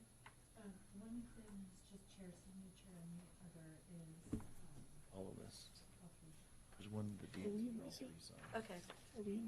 So we're adjourned till 1 o'clock? Yes, except we need to sign these now. Well, just for the video, so everybody yes, understands 1 very o'clock. specifically. So we're recessing this meeting and reconvening Yeah, at 1 o'clock? recess, sorry, Yes. yep. Don't say adjourn. Okay, sorry. Recess.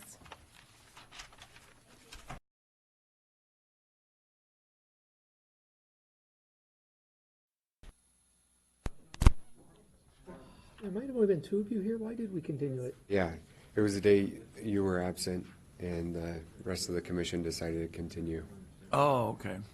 Yes, we did. Because there's no great time urgency, so we thought rather than open it, do everything, and then kind of redo it a second time, we would just wait and do it all at once. Okay. Okay. Zachariah? All right.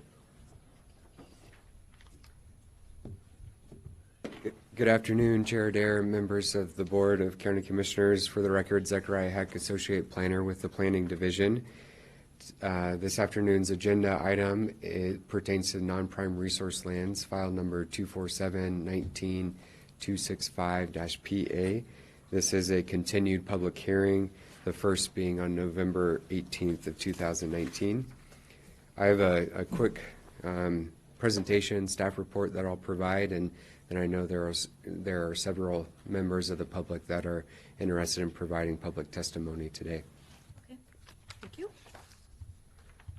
A quick reminder of what non-prime resource lands are. They are known as non-resource lands under Oregon administrative rules. They have an exceedingly low capacity to be managed for commercial, agriculture, and/or forestry activities, and they do not meet state agricultural land or forest land definitions due to poor soil conditions, lack of irrigation, climate conditions, and other factors, including past land use.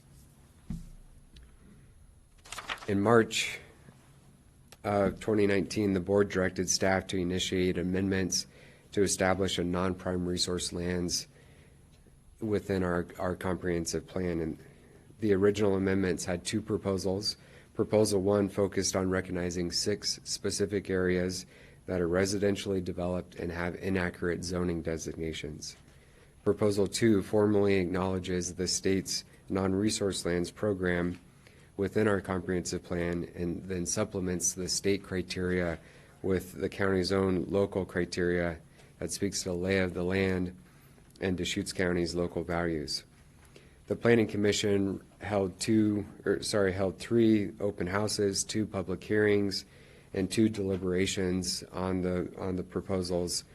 And toward the end of 2019, the Planning Commission recommended approval of Proposal 1 to the Board of County Commissioners.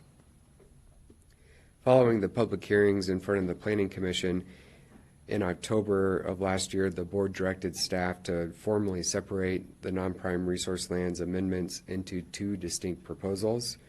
Proposal 1, what we are here today for a public hearing on, speaks to those 6 specific areas. Proposal 2, the general eligibility criteria. And Proposal 2 was decided to be postponed by the board and is currently being considered or further discussed at the Planning Commission level. I want to take a quick moment to recognize that our existing comprehensive plan provides direction for the non-prime resource lands program. Existing policy 2.2.13 provides direction to the county to identify and retain accurately designated agricultural lands. And that brings us here today. A continued public hearing on Proposal 1 that seeks to lay the foundation for redesignating 6 specific areas that are residentially developed and have no history of farm or forest uses and are frankly inaccurately designated. Here's a quick map. Should be familiar with the county commissioners by this point.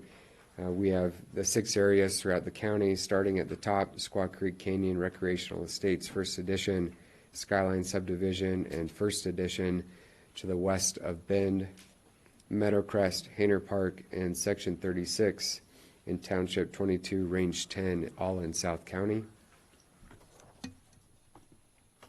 The comprehensive plan amendments involve many sections within the comprehensive plan provided on this slide. And there we are proposing a completely new section, Section 3.11, specific to non-prime resource lands. All policies are provided in the board's meeting packet beginning on page 830. And for the audience, I printed off a matrix within the that was contained in the board's meeting packet. It's available by the door if you're interested in having a hard copy of the proposed policies. A few updates from our November 18th public hearing. Central Oregon Land Watch and 1000 Friends of Oregon provided the only testimony on November 18th. Both organizations opposed the proposed amendments by stating the county has made conclusionary statements that lack factual basis for complying with the statewide planning goals. To address their concerns, staff has done a couple things. First off, we have removed all references to the terminology of committed residential lands. We recognize this is a term of art in Oregon administrative rules, and to clear any potential confusion regarding the state's exception process, we remove that committed terminology within our within the proposed policies. We've also included. Question. Yeah. Is that done recently between the first version of this public hearing? Yeah. Is that? Yeah, it was done after the November 18th hearing. Okay. Yeah. We've also included several letters provided in your meeting packet. The first is an analysis from, or one of them is an analysis from County Forester Ed Keith. He provided an analysis of several of the areas zoned forest use. He did a commercial forest use feasibility study on these properties and concluded that these areas are not suitable for commercial forest uses beyond harvesting firewood, which would yield, if I recall correctly, under $20 per acre per year in the most productive areas. 75. Yeah.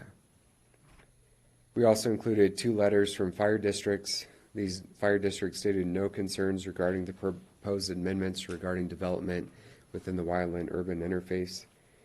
And all 4 cities within the county provided letters stating that the county's non-prime resource lands proposal does not impact their Goal 10 housing responsibilities or goals. These letters help substantiate the compliance with statewide planning goals. Staff has also included an additional policy that addresses Goal 7, natural hazards, and Goal 12, transportation. This has been provided, as mentioned in your meeting packet, since the November 18th meeting, so this is something new that the Commission has not seen yet. Policy 3.11.2 requires that a property must demonstrate it is located in a fire protection district or can be annexed into one, and that there is adequate access for a fire apparatus to serve the subject property. Or a property may demonstrate that there are other measures that prove that there's adequate fire protection for the potential uses on said property. Staff has also coordinated with Oregon Department of Fish and Wildlife We reiterated to ODF and W staff that there are no conflicting uses, or no conflicting uses will occur under this proposal. Residential uses are allowed today, albeit through a conditional use permit process. If the proposed amendments are acknowledged, residential uses will be allowed outright. The only thing that changes is the process. Property owners will no longer have to go through an expensive, time-consuming regulatory process simply for the sake of process. To date, no concerns have been raised or comments provided to the record by ODF and W. I also want to take a moment to note that Central Oregon Association of Realtors submitted a letter late last night to the Board of County Commissioners as well as staff stating support for these proposed amendments. And I also want to mention that staff coordinated with Oregon State University Extension Services to see if one of their agronomists could perform a similar analysis that Ed Keith, County Forester, provided for the area's designated exclusive farm use. So do a agricultural use commercial viability analysis. Despite coordination with Oregon State Extension after the November 18th meeting, the Extension Service is unfortunately unable to provide such an analysis until for another 60 days potentially. So staff does look for direction on how to proceed given this situation with Oregon State Extension. In conclusion, staff is available to answer any questions that the board may have at this moment. As I mentioned at the beginning of my presentation, there are several members of the public that are interested in providing testimony.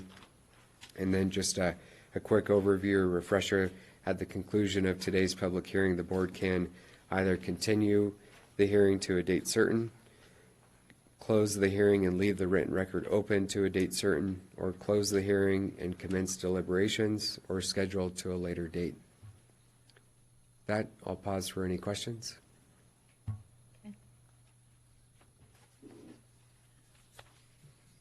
No questions. None.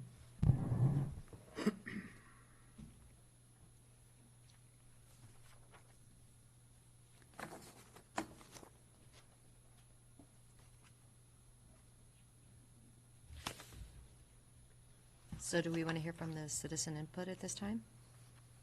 Okay. Are there any other parties in the room that wanted to have citizen input today? Because you do need to fill out a blue form. I have two people. Is it Scott Hildensberg? Would you like to speak? And what, 3 minutes? Do we have 3 minutes? Is that what it is? Yeah, it's at the discretion of the chair. Either way is fine. I think there potentially might only be 3 people here, so. Okay.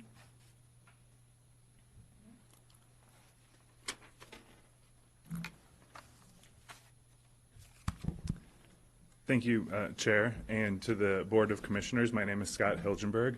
I'm the Rural Lands Attorney with 1,000 Friends of Oregon. Thank you for the opportunity to present to the Board of Commissioners today on this matter. 1,000 Friends of Oregon is a nonprofit membership organization that has worked with Oregonians for over 40 years to support livable urban and rural communities, protect family farms and forests, and conserve natural areas. We have members throughout Oregon, including Deschutes County. Our work includes resource land protection through the sound application of our planning goals. For a number of reasons, the county should deny the proposed plan amendments. I submitted a November 18th, 2019 letter that indicated all of our legal concerns about the proposal, and I'm not going to resuscitate those particular points.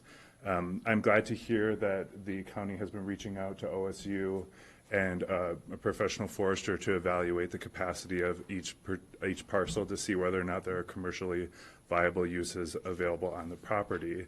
But as indicated in my letter, one of the big concerns is the process that the county is going through and the standards that are being applied, particularly the definitions of agricultural land and forest land under state law. And so it's the interpretation of those rules and those laws that are inconsistent with the proposal. And as a land use advocacy group, we have significant issue with that, not only because it would set a precedent in Deschutes County, but it may set a precedent in other counties as well. I have heard that there is a proposal to lobby the state for changes, and I do believe a change in state law would be necessary to achieve what the county seeks to do today. I do want to use some of my time to offer a little bit of additional information on the cost to the county that proposals like this face. In 2013, 1,000 Friends of Oregon put together a research report called Extensive is More Expensive. And so I'd just like to provide a few findings from that report to paint a picture about what are the cost differentials between developing in rural areas versus in urban areas like our established cities within urban growth boundaries. Land extensive sprawl costs a lot more than infrastructure versus having efficient development within urban growth boundaries, especially when total life cycle costs are included. Greater separation and longer distances in sprawling developments require costlier roads and other infrastructure. More in capital, operating, and maintenance costs. Services feel the squeeze and are spread thinner to serve more people across a greater amount of land. Quality and measured urban growth is the best fiscal bet for Oregon's future, and this proposal that allows large lot residential development outside of urban areas simply isn't fiscally smart. The public invests heavily to support development with infrastructure for these types of proposals. I see that my time is done. May I continue? Since we only have 3, possibly, I'm interested in hearing 5 minutes from each or something if we want. I don't know. What do you? I support that. Okay. Continuation. You get 2 more minutes. Because as we know, this is a precedent-setting. Well, and sometimes we have public hearings where the timing really matters, and today it doesn't as much. Well, thank you. I appreciate the additional time, and I also am available for questions or comments from 1,000 to answer for 1,000 Friends perspective. Just some quick facts. Cost-conservative quality growth creates substantial savings for the public on infrastructure construction and future maintenance by avoiding inefficient sprawl.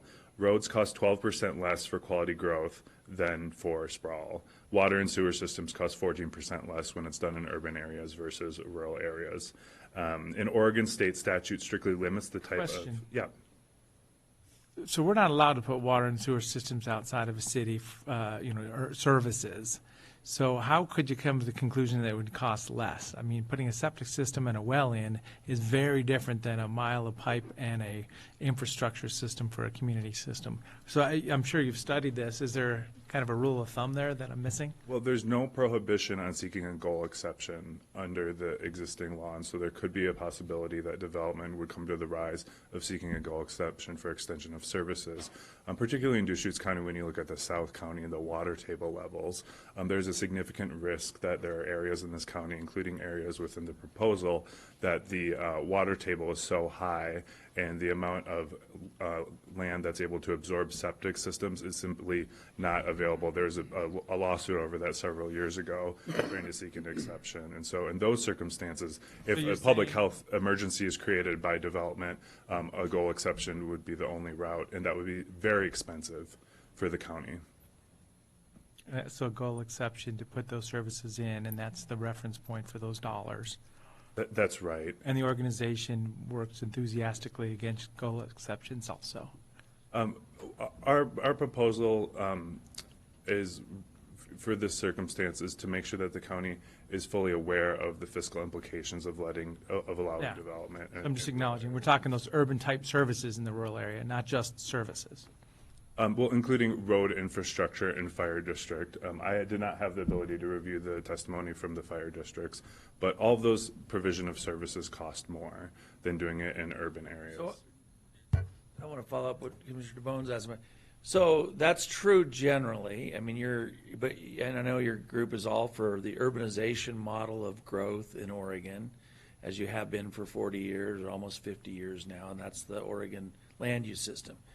All 6 of these areas we're talking about already have roads to them, and they're already out there as places where there's housing.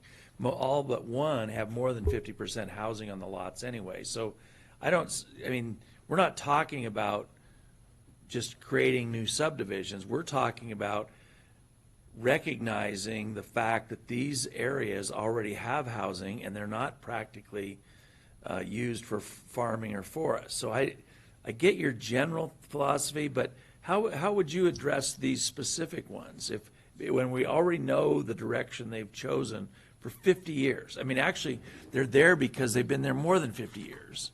So these are older than Senate Bill 100 and our Oregon land use system.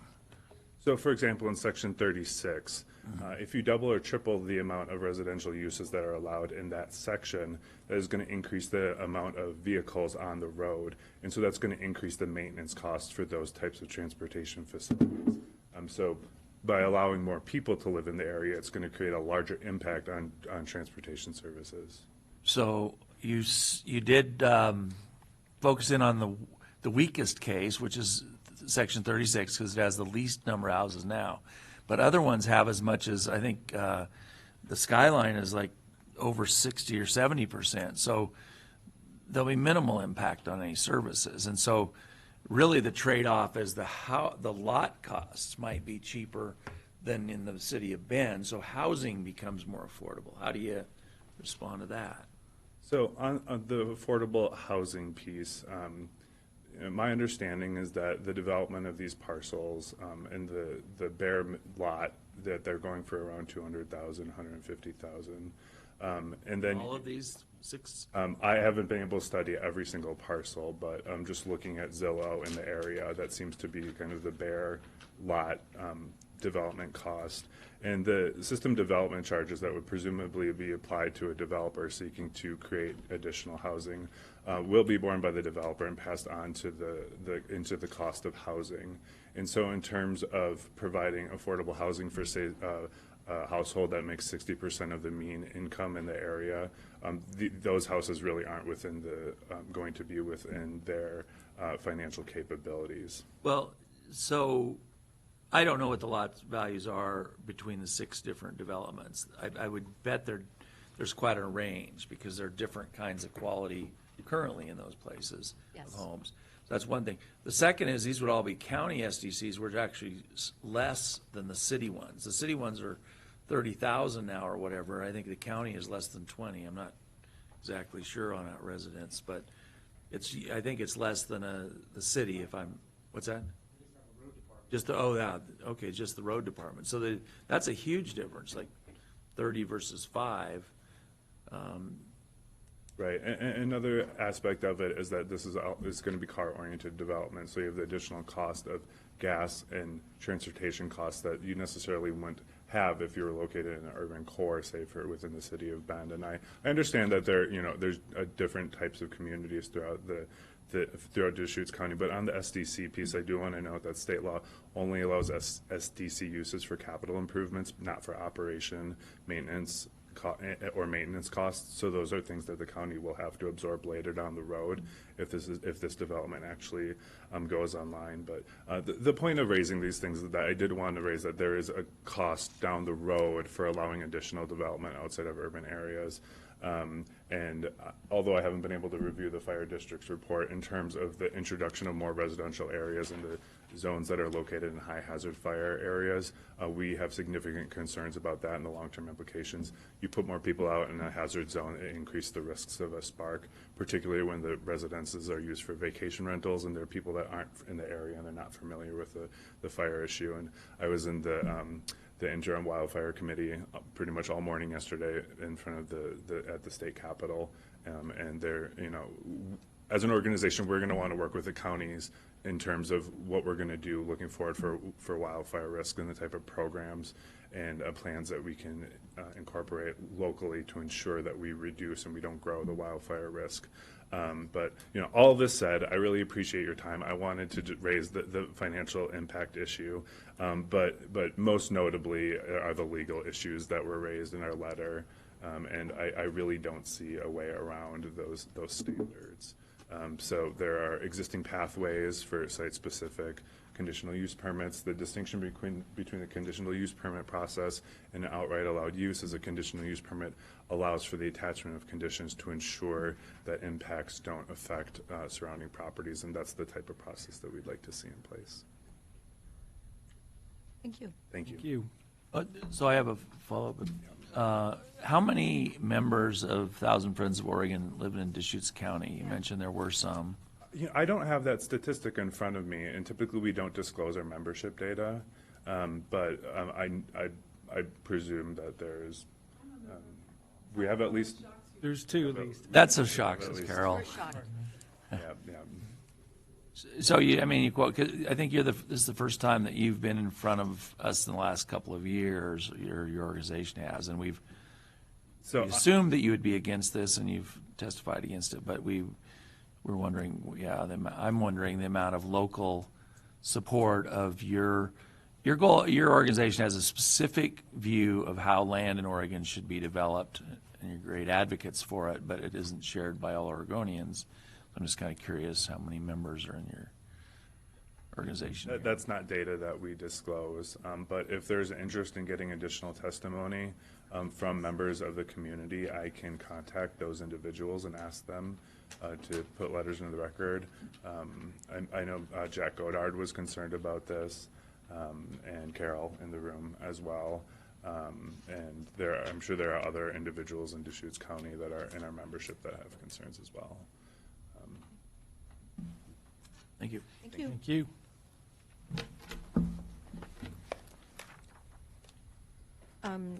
Jack Godard?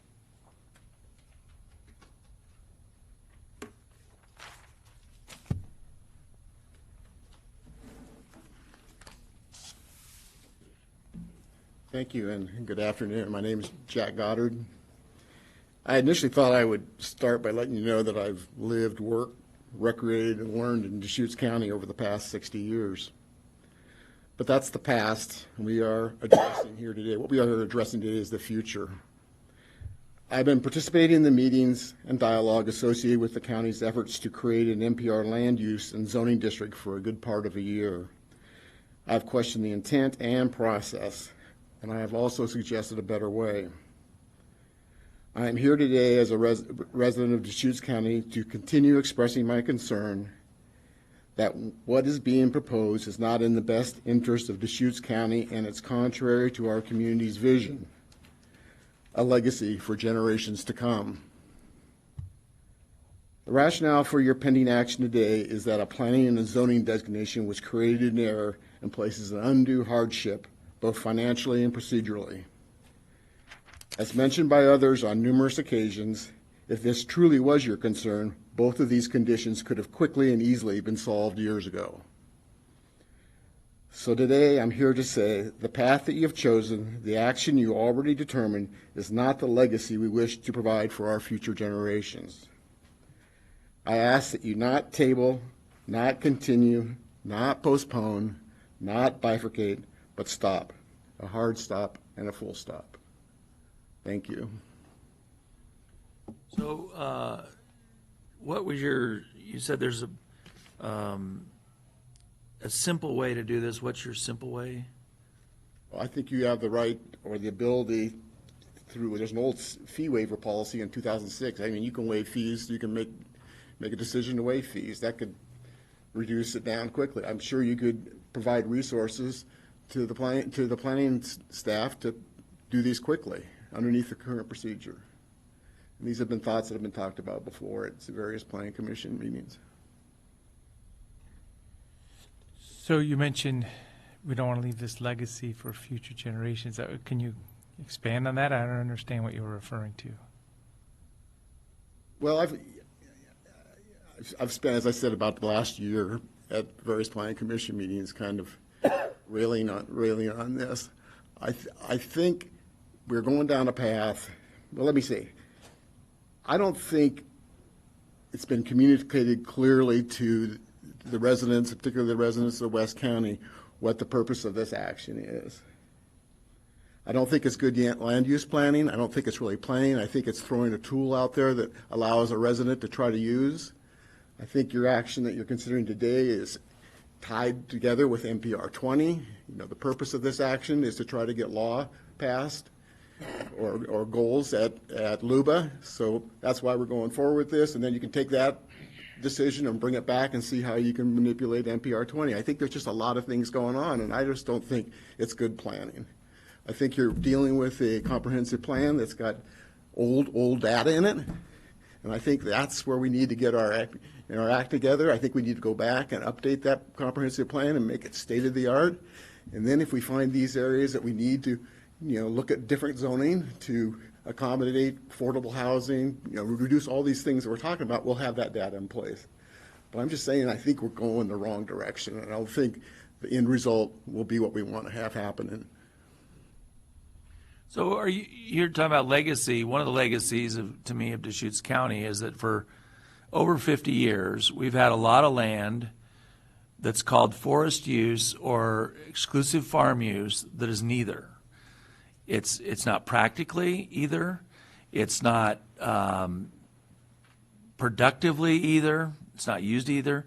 And so we've really got a legacy of incorrect land designation, if you want to look at it, and other places in Oregon do also, because there was a effort to zone it all at once. So does it bother you that this is a new zone? I mean, we're calling it non-prime resource. Now, we could call it non-resource, but in Oregon there seems to be a resource. Everything has a resource for some reason. But is it the zoning that bothers you when you say creating this zone, or is it recognizing the past? I mean, these specific areas have existed for a very long time. They are a legacy. They're a legacy of Deschutes County. So which part of that bothers you?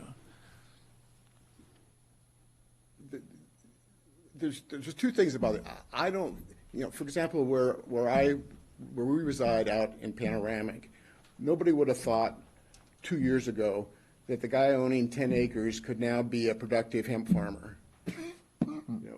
You've heard the example about Yamhill County and the hills and slopes.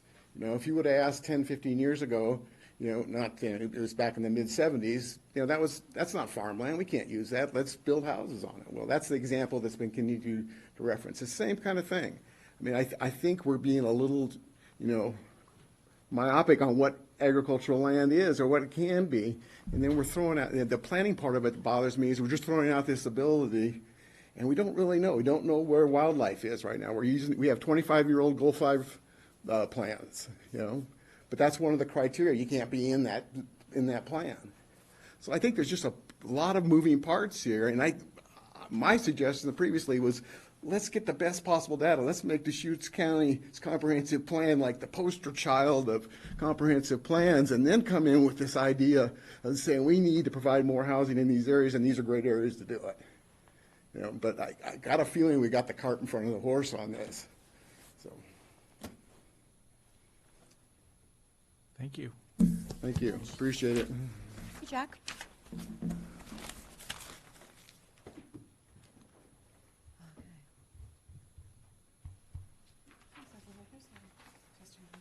Okay.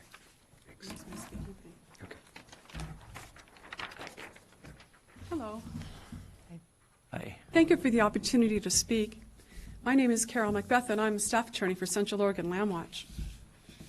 I think there's a little bit of confusion in this idea that comes from the difference between a commonly used phrase like agricultural land and then a term, agricultural land, that has a legal definition. So forest land and agricultural land are terms that are defined in the law. And so when we say, oh, this doesn't seem like agricultural land to us, as the commissioners may say that, it may not seem like it, but if it meets the definition of it, then it is agricultural land in quotation marks, if you see what I mean. It is legally agricultural land. And when land is legally agricultural land, so these 6 areas, they're either legally agricultural land or legally forest land. And so when they are legally that, even though it may not seem as though they should be, but they are that way, then in order to change it, the way to go forward is to say, we think there should be an exception. Deschutes County wants an exception. And you're listing, I can hear in the questions that you were asking the others, that you have reasons for doing that. Well, that's one of the types of exceptions. It's called a reasons exception.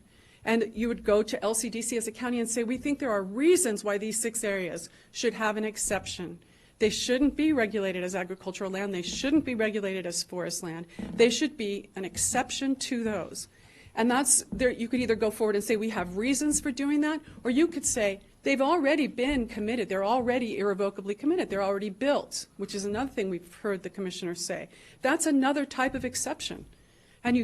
But the county hasn't done that yet. And so I think that the way forward is to first go to LCDC and say, look, these areas, they're irrevocably committed, or we have reasons why we think houses should be here that aren't allowed to be here.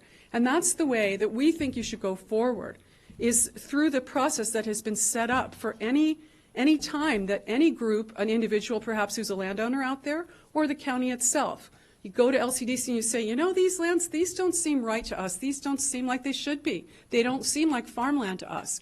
You see, I think these should be an exception to the rules, and that's the way forward. So that's what we are advocating for the county to do, is either go forward because you think there's reasons, which is called a reasons exception, or because you think it's already built or committed, and you say, I'd like a built or a committed exception for these areas because they deserve an exception.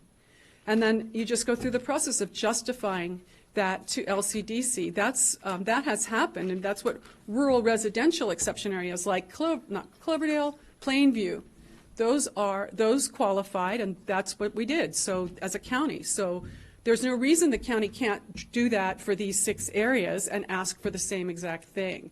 And this idea of forging one's own path, it makes sense, and we understand that, but if it's just channeled into this exceptions process, that is the legal way forward, as opposed to just the county could go through all this, but in the end, we think that a court would say, yeah, that should have been put forward as an exception. Does that make sense?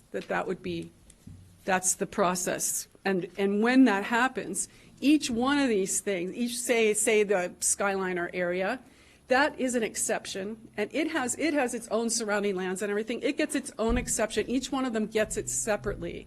So that's the other comment that we have in our additional comments here, is that the county sees these 6 areas as the same. None of them are any good for what they're supposed to be good for in the county's eyes, but they aren't the same. They're all different. They all develop differently, and they're all surrounded by different lands, and they've all got different patterns, and they've got different roads, and so they'll get different exceptions. Each one would be you might have different reasons for wanting Skyliner, and you think it's not forest, than for one of the agricultural ones. It's not agriculture.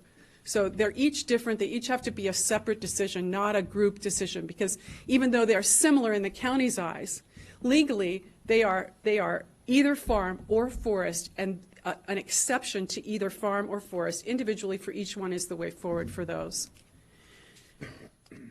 So I have a question for you. Okay. Thank you for appearing today and clarifying that.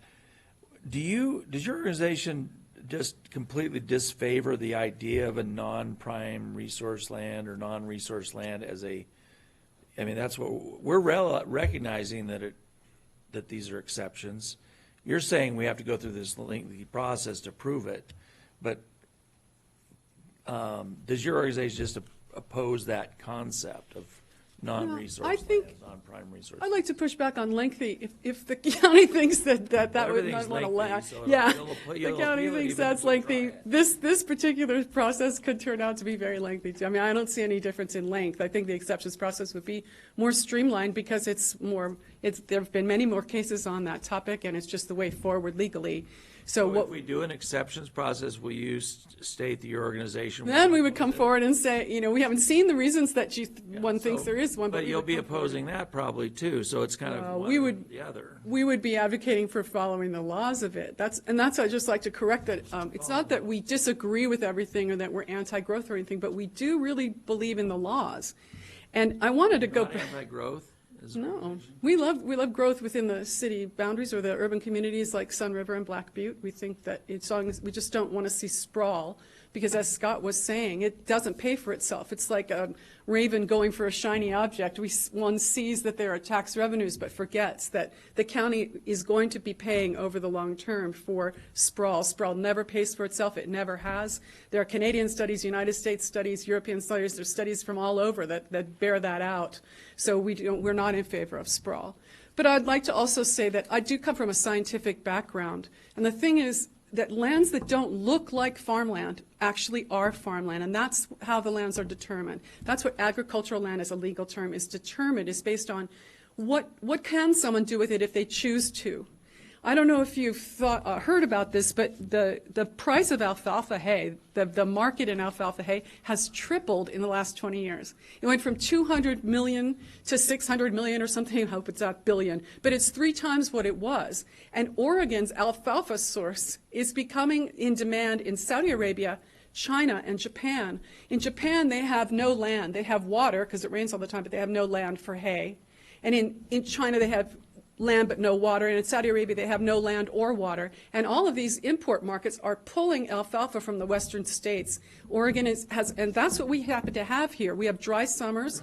The hay doesn't get moldy from rain during the summer, so we're a good alfalfa source. And just like we're talking about the Dundee Hills, no one believed in the 70s and 80s that those hills were ever going to be worth anything. Now they're the center of the Pinot Noir industry, and this alfalfa, the changing fortunes of alfalfa and hay is remarkable. No one would have seen that coming. Who would ever think that hay would become this big commodity? But it is becoming an important commodity. It's becoming a very big export in the agricultural community of the western states. So unless we recognize that land that doesn't look like much or doesn't seem like it's a crop that anybody cares about, things change over time.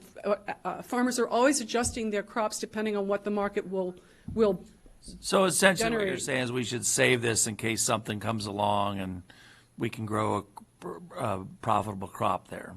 I think that is what the legislature says, and that's called I agree ORS with that. ORS 215.243, and that statute says that the maximum amount of agricultural land should be preserved for future generations of Oregonians.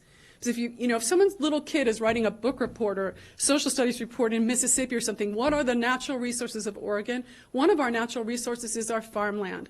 One of them is our forest land. We have cinnabar, we have all these different natural resources, but we have a lot of farmland, we have a lot of forest land. That's what we have, and according to the legislature, we should hold on to it. And just because it may not look like it, or it may not seem like it's a good crop now, it could be in the future. Things can very much change in the future, and that's what the statute says.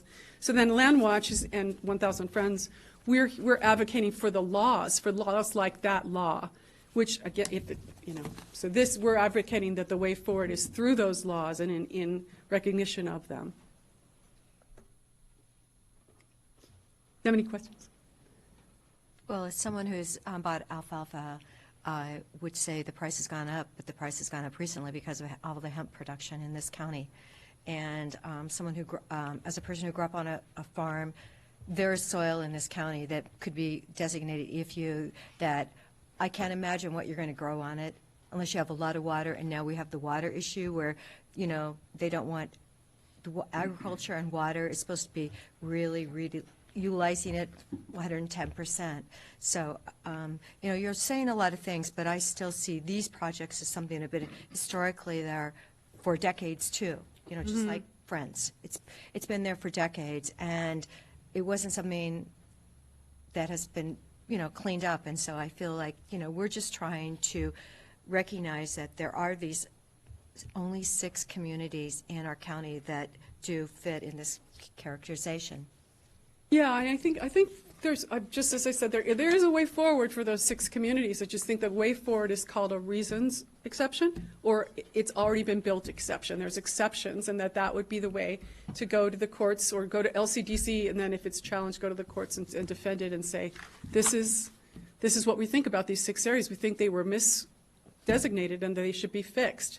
There is that, in other words, it's not supposed to be a one-size-fits-all system. It's not as though anyone is saying if this is All growth is in urban areres. Right. Right. I mean, Not all one size fits all. if there is land that's been misdesignated, the system is designed to have exceptions for that. It's supposed to build in flexibility. It's just to have it all all of the exceptions are done in a similar way, so there's uniform results. Yeah. Okay. Thank you. Thank you. Okay. Peter? Yeah, it was handed out. So we've got their letter. Oh, thank you.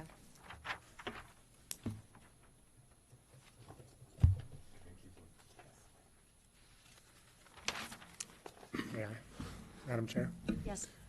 Madam Chair, members of the commission, Peter Gutowski, Deschutes County Planning Manager, and I appreciate the testimony this afternoon. Obviously, it's been feels like just about a year process where we've had this conversation about how to address 6 legacy areas that are rural residential subdivisions. A couple of comments. I'll start with Carol Macbeth's remarks about the exceptions process. As stated repeatedly for years, Deschutes County's been engaging DLCD about non-resource lands. In fact, Section 11, which is actually up for sale right now, was redesignated from exclusive farm use to multiple use agricultural 10, and then half that section was brought into the Bend urban growth boundary.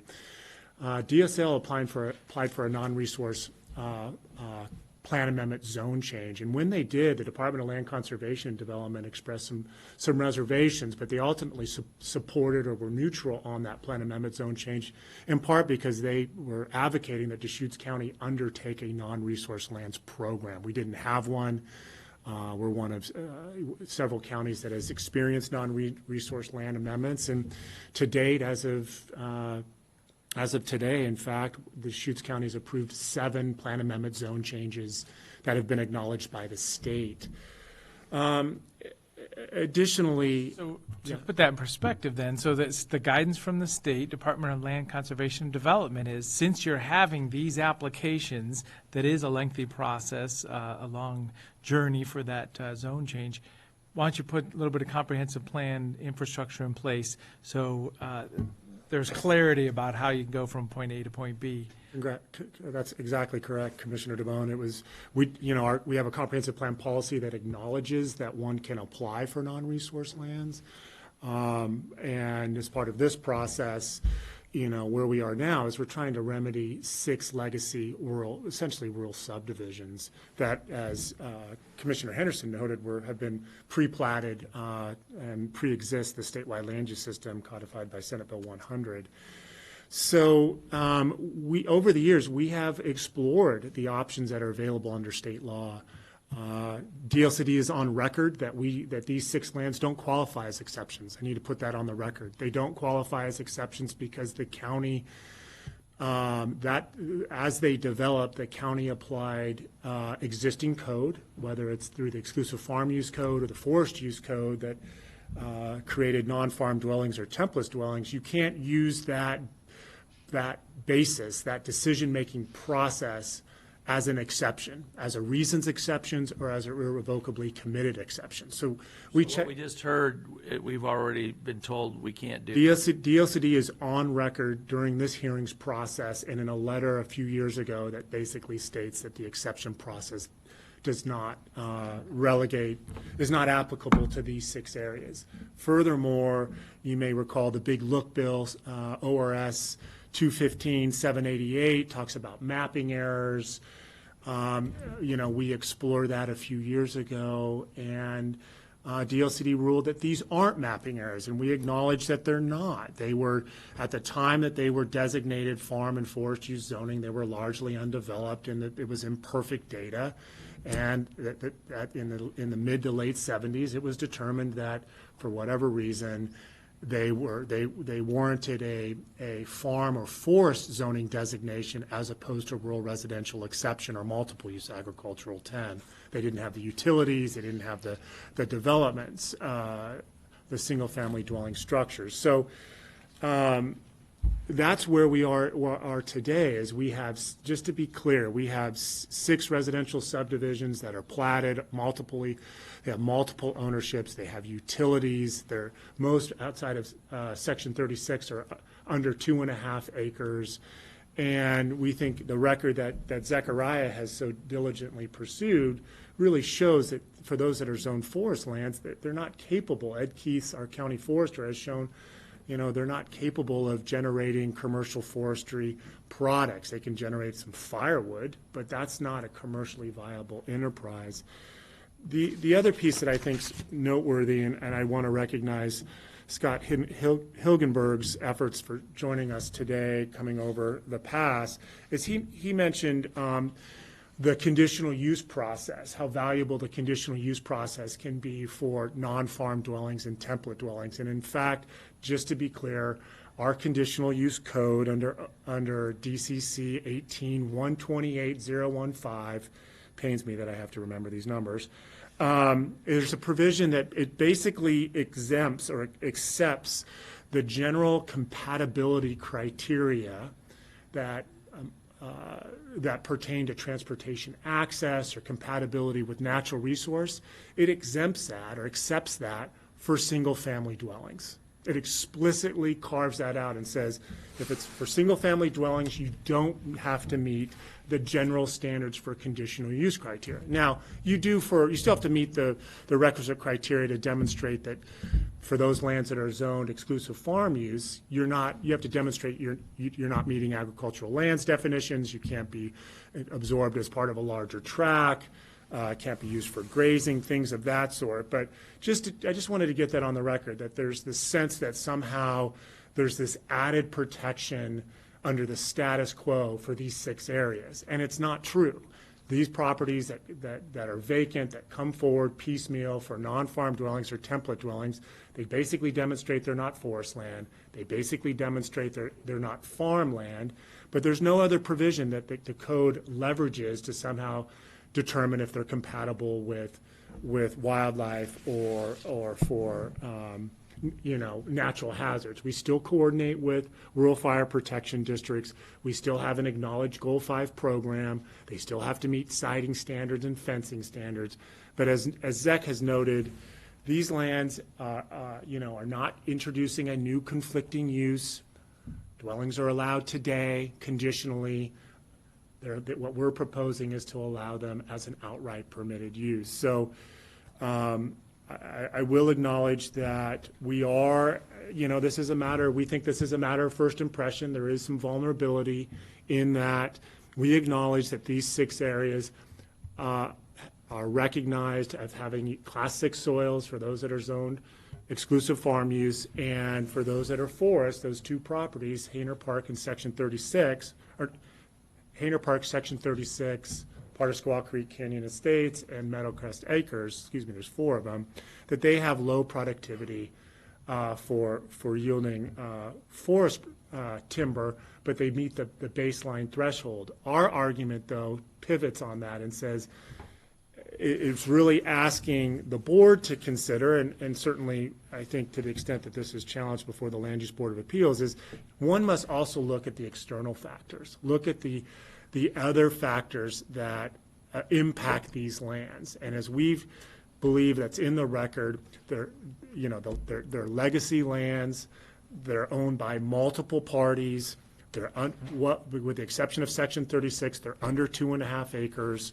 For Section 36, we have a policy set that you can't further divide that land, which honors the fact that it's in a wildlife area combining zone.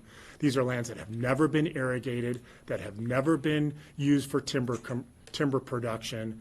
We believe that they won't be used for future agricultural forestry opportunities because of the land use pattern. They are surrounded by land divisions, or in the case of Hainer Park, they're these legacy lands that are so small with infrastructure and utilities that no one in their right mind is going to utilize them for a timber harvest. So in any event, we know that this is a controversial issue. There is no hiding the ball in terms of some long-term agenda that would redesignate other lands. This is exclusive to these 6 areas. I think we've been very forthright about that to address Mr. Goddard's sensitivity. It's really trying to recognize these lands for what they are, and we really don't have any other options. And this commission has also, I'll conclude by saying this commission has respectfully asked LCDC to undertake rulemaking. And due to their own constraints and other priorities pertaining to urban lands and House Bill 2001 and 2003, they don't have the capacity to do that. So Deschutes County, at least what's before you now, commissioners, as you're well aware, is a genuine, sincere attempt to address these six legacy lands by the only means that we know how. They don't qualify for exceptions. They don't qualify under the Big Look bill. And with the policies that have been drafted and one that's been refined, as summarized this afternoon by Zechariah, we believe it really hones it in. It's trying to honor these lands for what they are and preclude any other opportunity that would somehow introduce a new conflicting use that would undermine the integrity of the land use system. So thank you for hearing these responses. Thank you. Thank you, Peter. I have one question. The one of the six, and I appreciate the kind of clarification of some of those issues like the exceptions and how that works and what's available to us and what isn't. But in some ways, Section 36 is distinguishable in the fact that, one, it does have low percent of habitation. I mean, I think only 16% of the lots are developed. They're bigger lots. I don't know what kind of forest it is. If it's pine forest, there's a lot of it, at least from the map we have. A 10-acre parcel is a fairly big parcel. I mean, you could,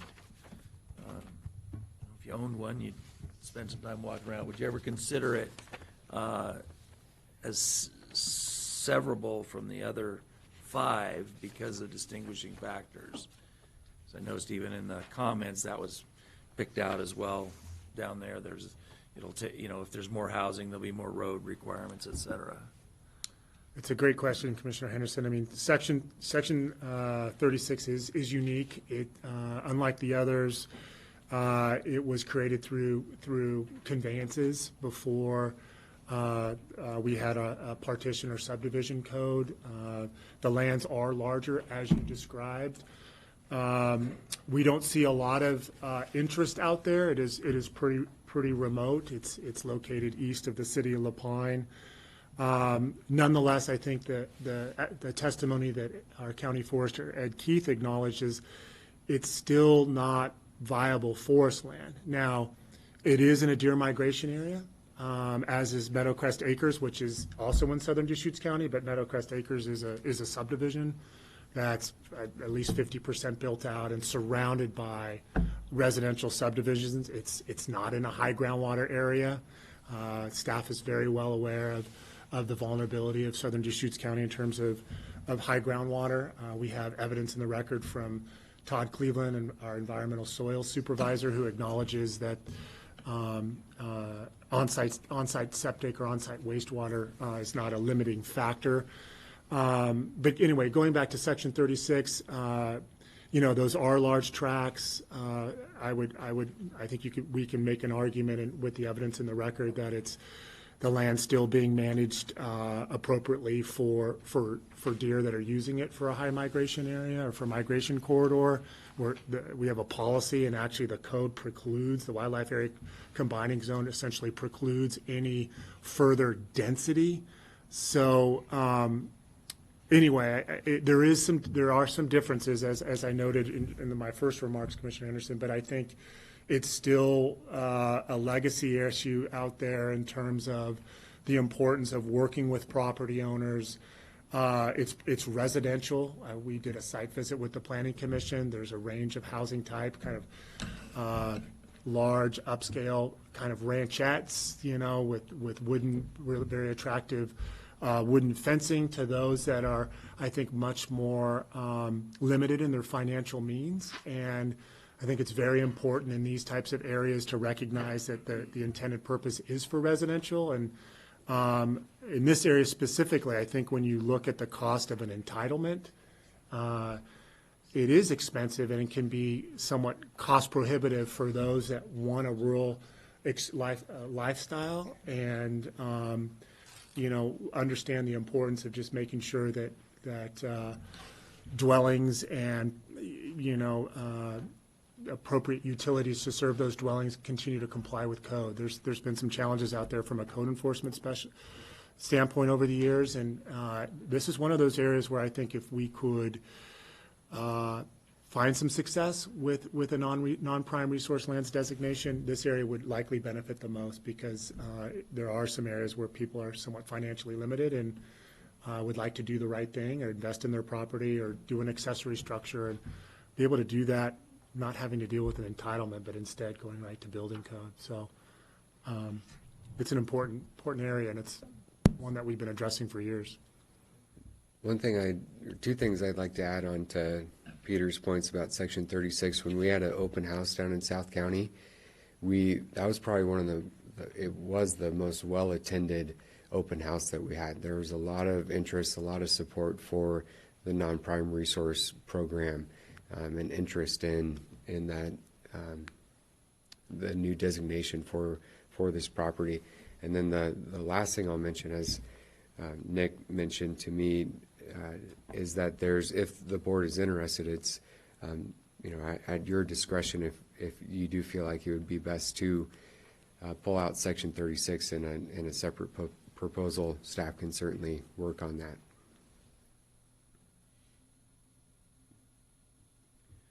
Well, to me, I'm just kind of weighing is the fact that it's distinguishable doesn't necessarily mean it's less good to have it be in this program. I mean, I'm just trying to see what those factors are, so. Yeah, we should keep it all together at this point. I mean, I don't know. It's just an idea at this point, but I don't support that. Yeah. So good discussion today. Very enlightening. I have a question for the chair or vice chair. When you had the hearing, when you first did it, did you have any testimony at that, or did you just move it to this date? Do you remember? Did we have your testimony? Carol Macbeth had joined us. Yeah, She was the Carol was only there. testimony. Okay, but. We received a letter from her that day, I believe. Yep. Okay, and CORE didn't have any, they just have given a No. letter today. Today. Okay, yeah. Yes, that one just came in today. But there are all these other letters in our packet from a group. And what about the fact that Oregon State is not able to do that for another 60 days? Approximately, and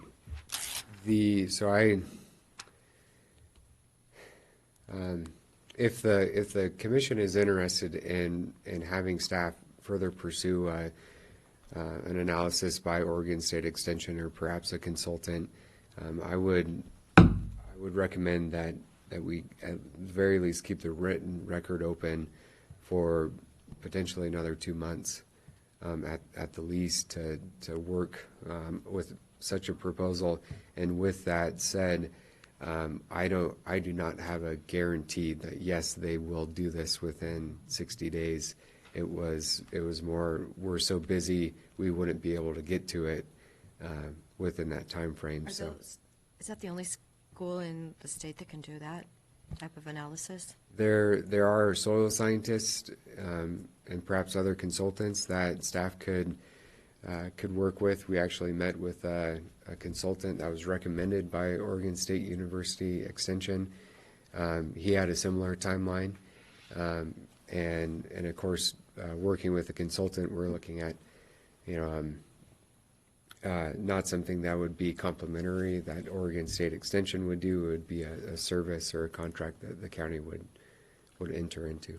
If I may, Madam Chair, when we were at AOC and we had the opportunity to read essentially Scott's arguments, it occurred to me that we should reach out to Oregon State Extension. They had a booth there, and they seemed very open at the time to be able to do the kind of analysis that our county forester, Ed Keith, initiated and is now in the record.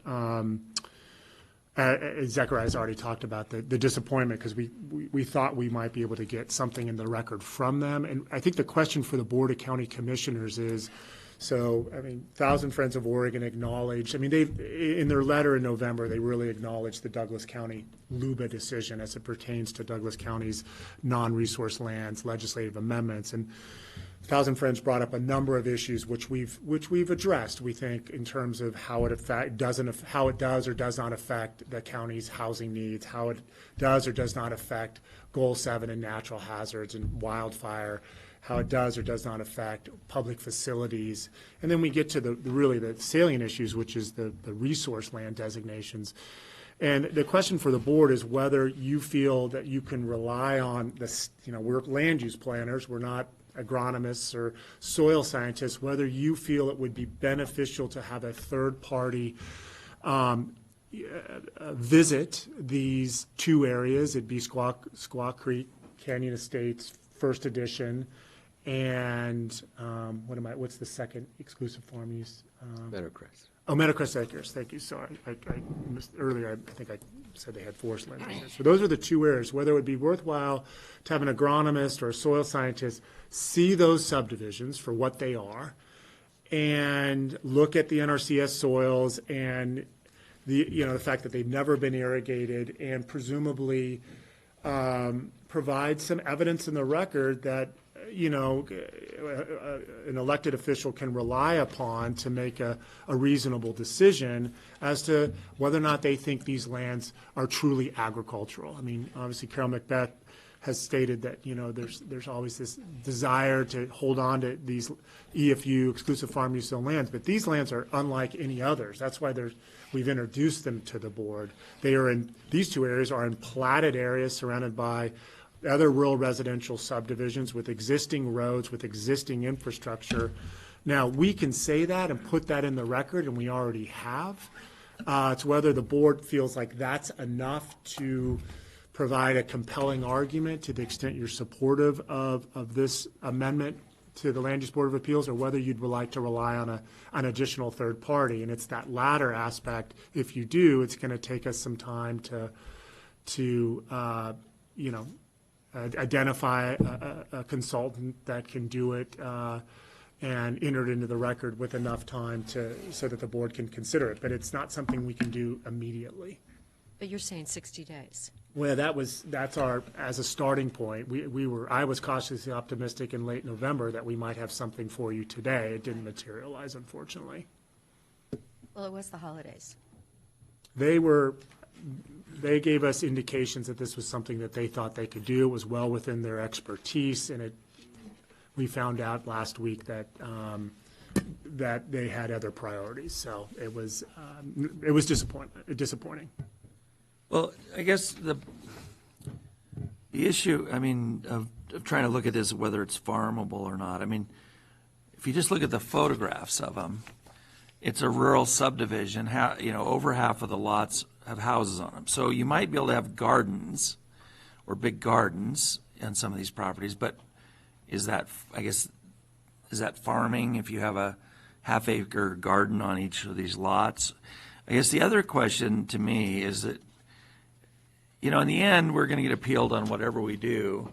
And they're going to argue when they appeal it that, well, the way you tell if it's farmland is you have to do soil tests, which cost thousands and thousands of dollars. It's only available for rich people. And they're going to say, well, you got to do that because it's could be soil class 6. Well, what if it's soil class 6 and it's 3 inches deep? It doesn't really it's not farmable. And that's what's the real, I haven't been to these particular parcels, but there's lots of Central Oregon, and I would guess that may be the case here, where it's not just the quality of the soil, it's the quantity. So, Oregon State could go out there and walk these lots and see how deep it is and see whether there's any water, right? They can do a report for us, but in the end, they're going to still complain that, well, we didn't do a soil sample, and we didn't do all the processes that the Oregon law requires you to do, so we shouldn't be able to change it. And so I guess that's my only reason not to wait 60 days to do that, because Right. I think we are hopeful as. It'd be nice, it'd be interesting, but I don't know that it's an analysis like that's going to add a lot. Interesting. Yeah. the forest is pretty a practical thing because most of us can't really tell. I mean, if there's trees growing there, we don't know how fast the trees regrow. We don't, you know, but we understand the difference between firewood and timber. So. Right, so staff, you would be relying on the analysis and the summary that we've been giving you for months now, that's in the record. This isn't viable commercial agriculture for reasons that we've already explained. And we are making an argument, they will make an argument that it's Class 6 soils based on the NRCS study, and that is a hard stop. Whereas our argument, and it is a matter of first impression, and maybe the fact that both parties are here, maybe there is an avenue where the Land Use Board of Appeals would, I don't know if anyone's made this argument solely on, on the fact that while the NRCS says Class 6, we are respectfully asking that under our reading of the administrative rules and goal 3, that that the courts should consider these other factors. We're not just dismissing, and we're not paying. We don't have the resources. We don't have the property owner permission to do all these soils tests. But if one would step back and look at the use of the land as it's been utilized for the last almost 50 years, it's not agriculture, and it never will be agriculture for the reasons that we've discussed. So it is a aggressive interpretation and respectful ask from the Land Use Board of Appeals, and Adam will do a much better job than presumably I am articulating to the commission in terms of if a brief has to be prepared. But that's from a practical standpoint, common sense standpoint, if we could get the Land Use Board of Appeals to consider that, I don't know how you could come to another conclusion that these two properties, and as well as the 4 that are zoned forest use, are anything but legacy rural residential developments. And with the protections, again, these are policy amendments. This is a policy framework that if the Land Use Board of Appeals in the courts subsequently, if they acknowledged, this would give the county the ability to recognize these lands under a non-prime resource lands 10 zone to act just as they are today. It would allow single-family dwellings or manufactured home and their accessory uses as a use permitted outright, nothing more. And I don't think this is, I've been practicing planning for 20 years. I don't think this is an abomination of the land use system. We spoke to Scott's predecessor, Muriel, maybe a year ago, and she herself acknowledged to us that there are a lot of lands like this throughout Oregon that are these legacy subdivisions. And I mean, what I took away from the conversation I had with Muriel was that this isn't bad public policy. It's just recognizing these legacy areas for what they are and allow them to be developed for what they are, not to diminish Central Oregon Land Watch's or Thousand Friends of Oregon's commitment to urbanization and efficiency. But they are going to get developed over time, and we're just trying to take away a bureaucratic layer that makes it expensive for many parties. Well, I know we keep talking about the soils and the classification of the soils, but the other thing about Deschutes County, which is unique, is that we have one of the shortest 2 growing seasons in the state.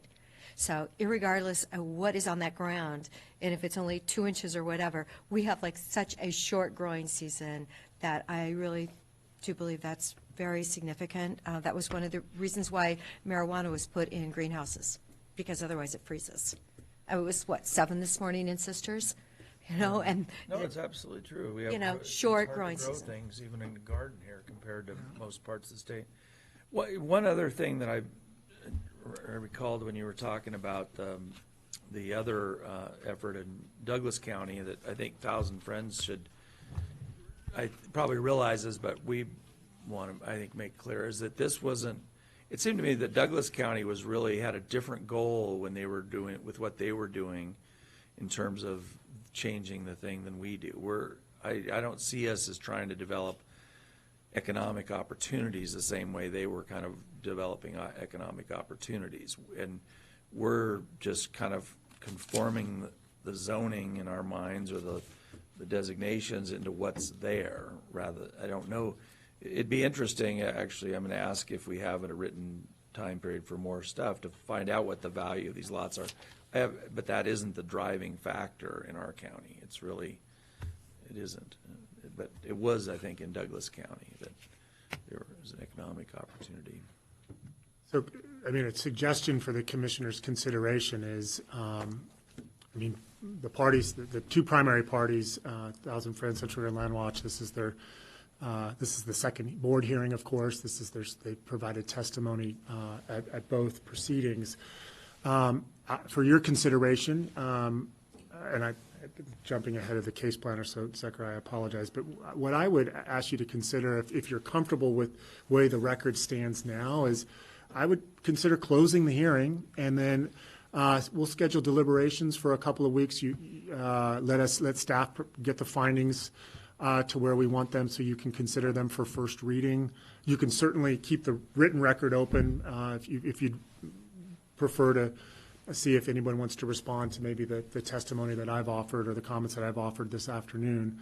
But that was the thought that I had initially. If there was support for the record as it stands today, is consider closing oral and written testimony, and then in February we'll come back for deliberation and consideration of first reading. But that's, again, I don't want to diminish the fact that if the board wants to leave the written record open, that's certainly well within your purview, of course.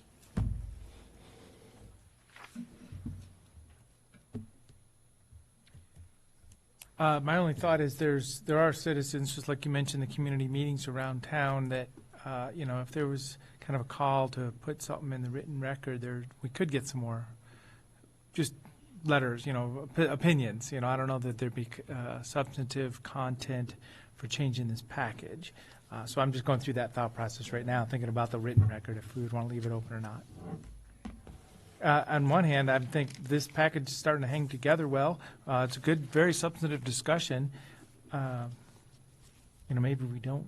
So I'm kind of half in and half out for written record right now. I don't know, the hearing should be closed today, but the written record, I don't know. What do you think? Keep it open for another week? If it's the 15th? Or do we have to keep it? That's fine with me. I mean. Yep. No, We don't have to do there's no open record mandates. It's a legislative Yeah, process. legislative matter, just Multiple public anything would hearings. show up. Okay. Yeah, maybe, that's a good way to just leave it a simple open record period for a little while.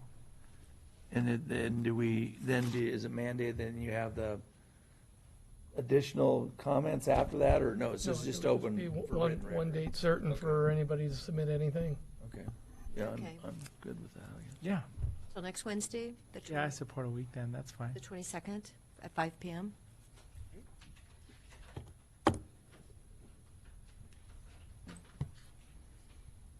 Carol might write another letter. What else can we put in there? Great. Perhaps it might be beneficial to just clarify, you've closed the public hearing. You're Right. going to hold the record open until Until 5 p.m. on January 22nd, which is perhaps next Zach Wednesday. could indicate if you're going to file electronically, you've got your disclaimer. Yeah, so, thank you. We do have a project website, deschutes.org/NPR, again, sort of reiterating this for anybody listening online or in the audience, that has the information or the proposal. If you want to review the record, the official record, it is that which is a hard copy, resides in the Planning Division's office, so please contact me. My contact information is on that website. And our policy, off the top of my head, don't have it right in front of me, but we only accept, Over 20 pages, they have to be brought in. yeah, less than 20 pages, have to be hard copy, or you can submit an email, but it has to be less than 20 pages. If you provide links, make sure you print those out, because we will not go out and select those hyperlinks and download all those copies. So, and if something needs to be provided in color, that needs to be provided as a hard copy as well. Right. Okay. So then, do you have the date for us then when you'll come back to us Do we know that date? We don't know it. We'll look at Look your at the schedule. schedule. Okay. The end of January fills up pretty quick. I think it'll be in early to mid-February. We'll work with Sharon and Tom to make sure it's a manageable, regular meeting. Okay, great. Thank you. Thank you. So now our hearing is ended for this portion. Sure. Is there any official? Well, we've, I think that was stated that the hearing's closed. Yes. Record's held open, and you'll deliberate probably sometime in February. Thank you. Ed? thank you.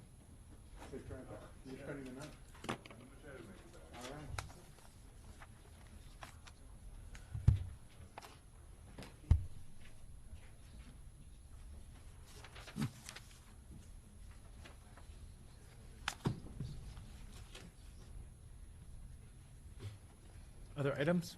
Yes, we do have other items. We do have a couple of Executive sessions. If you, your pleasure, we could retire upstairs to do the. Okay. That's fine. Yeah, we can go go upstairs then? Sure. So, we're going to retire upstairs. So this meeting will be recessed and to reconvene in a few minutes upstairs and for additional items and then some executive sessions.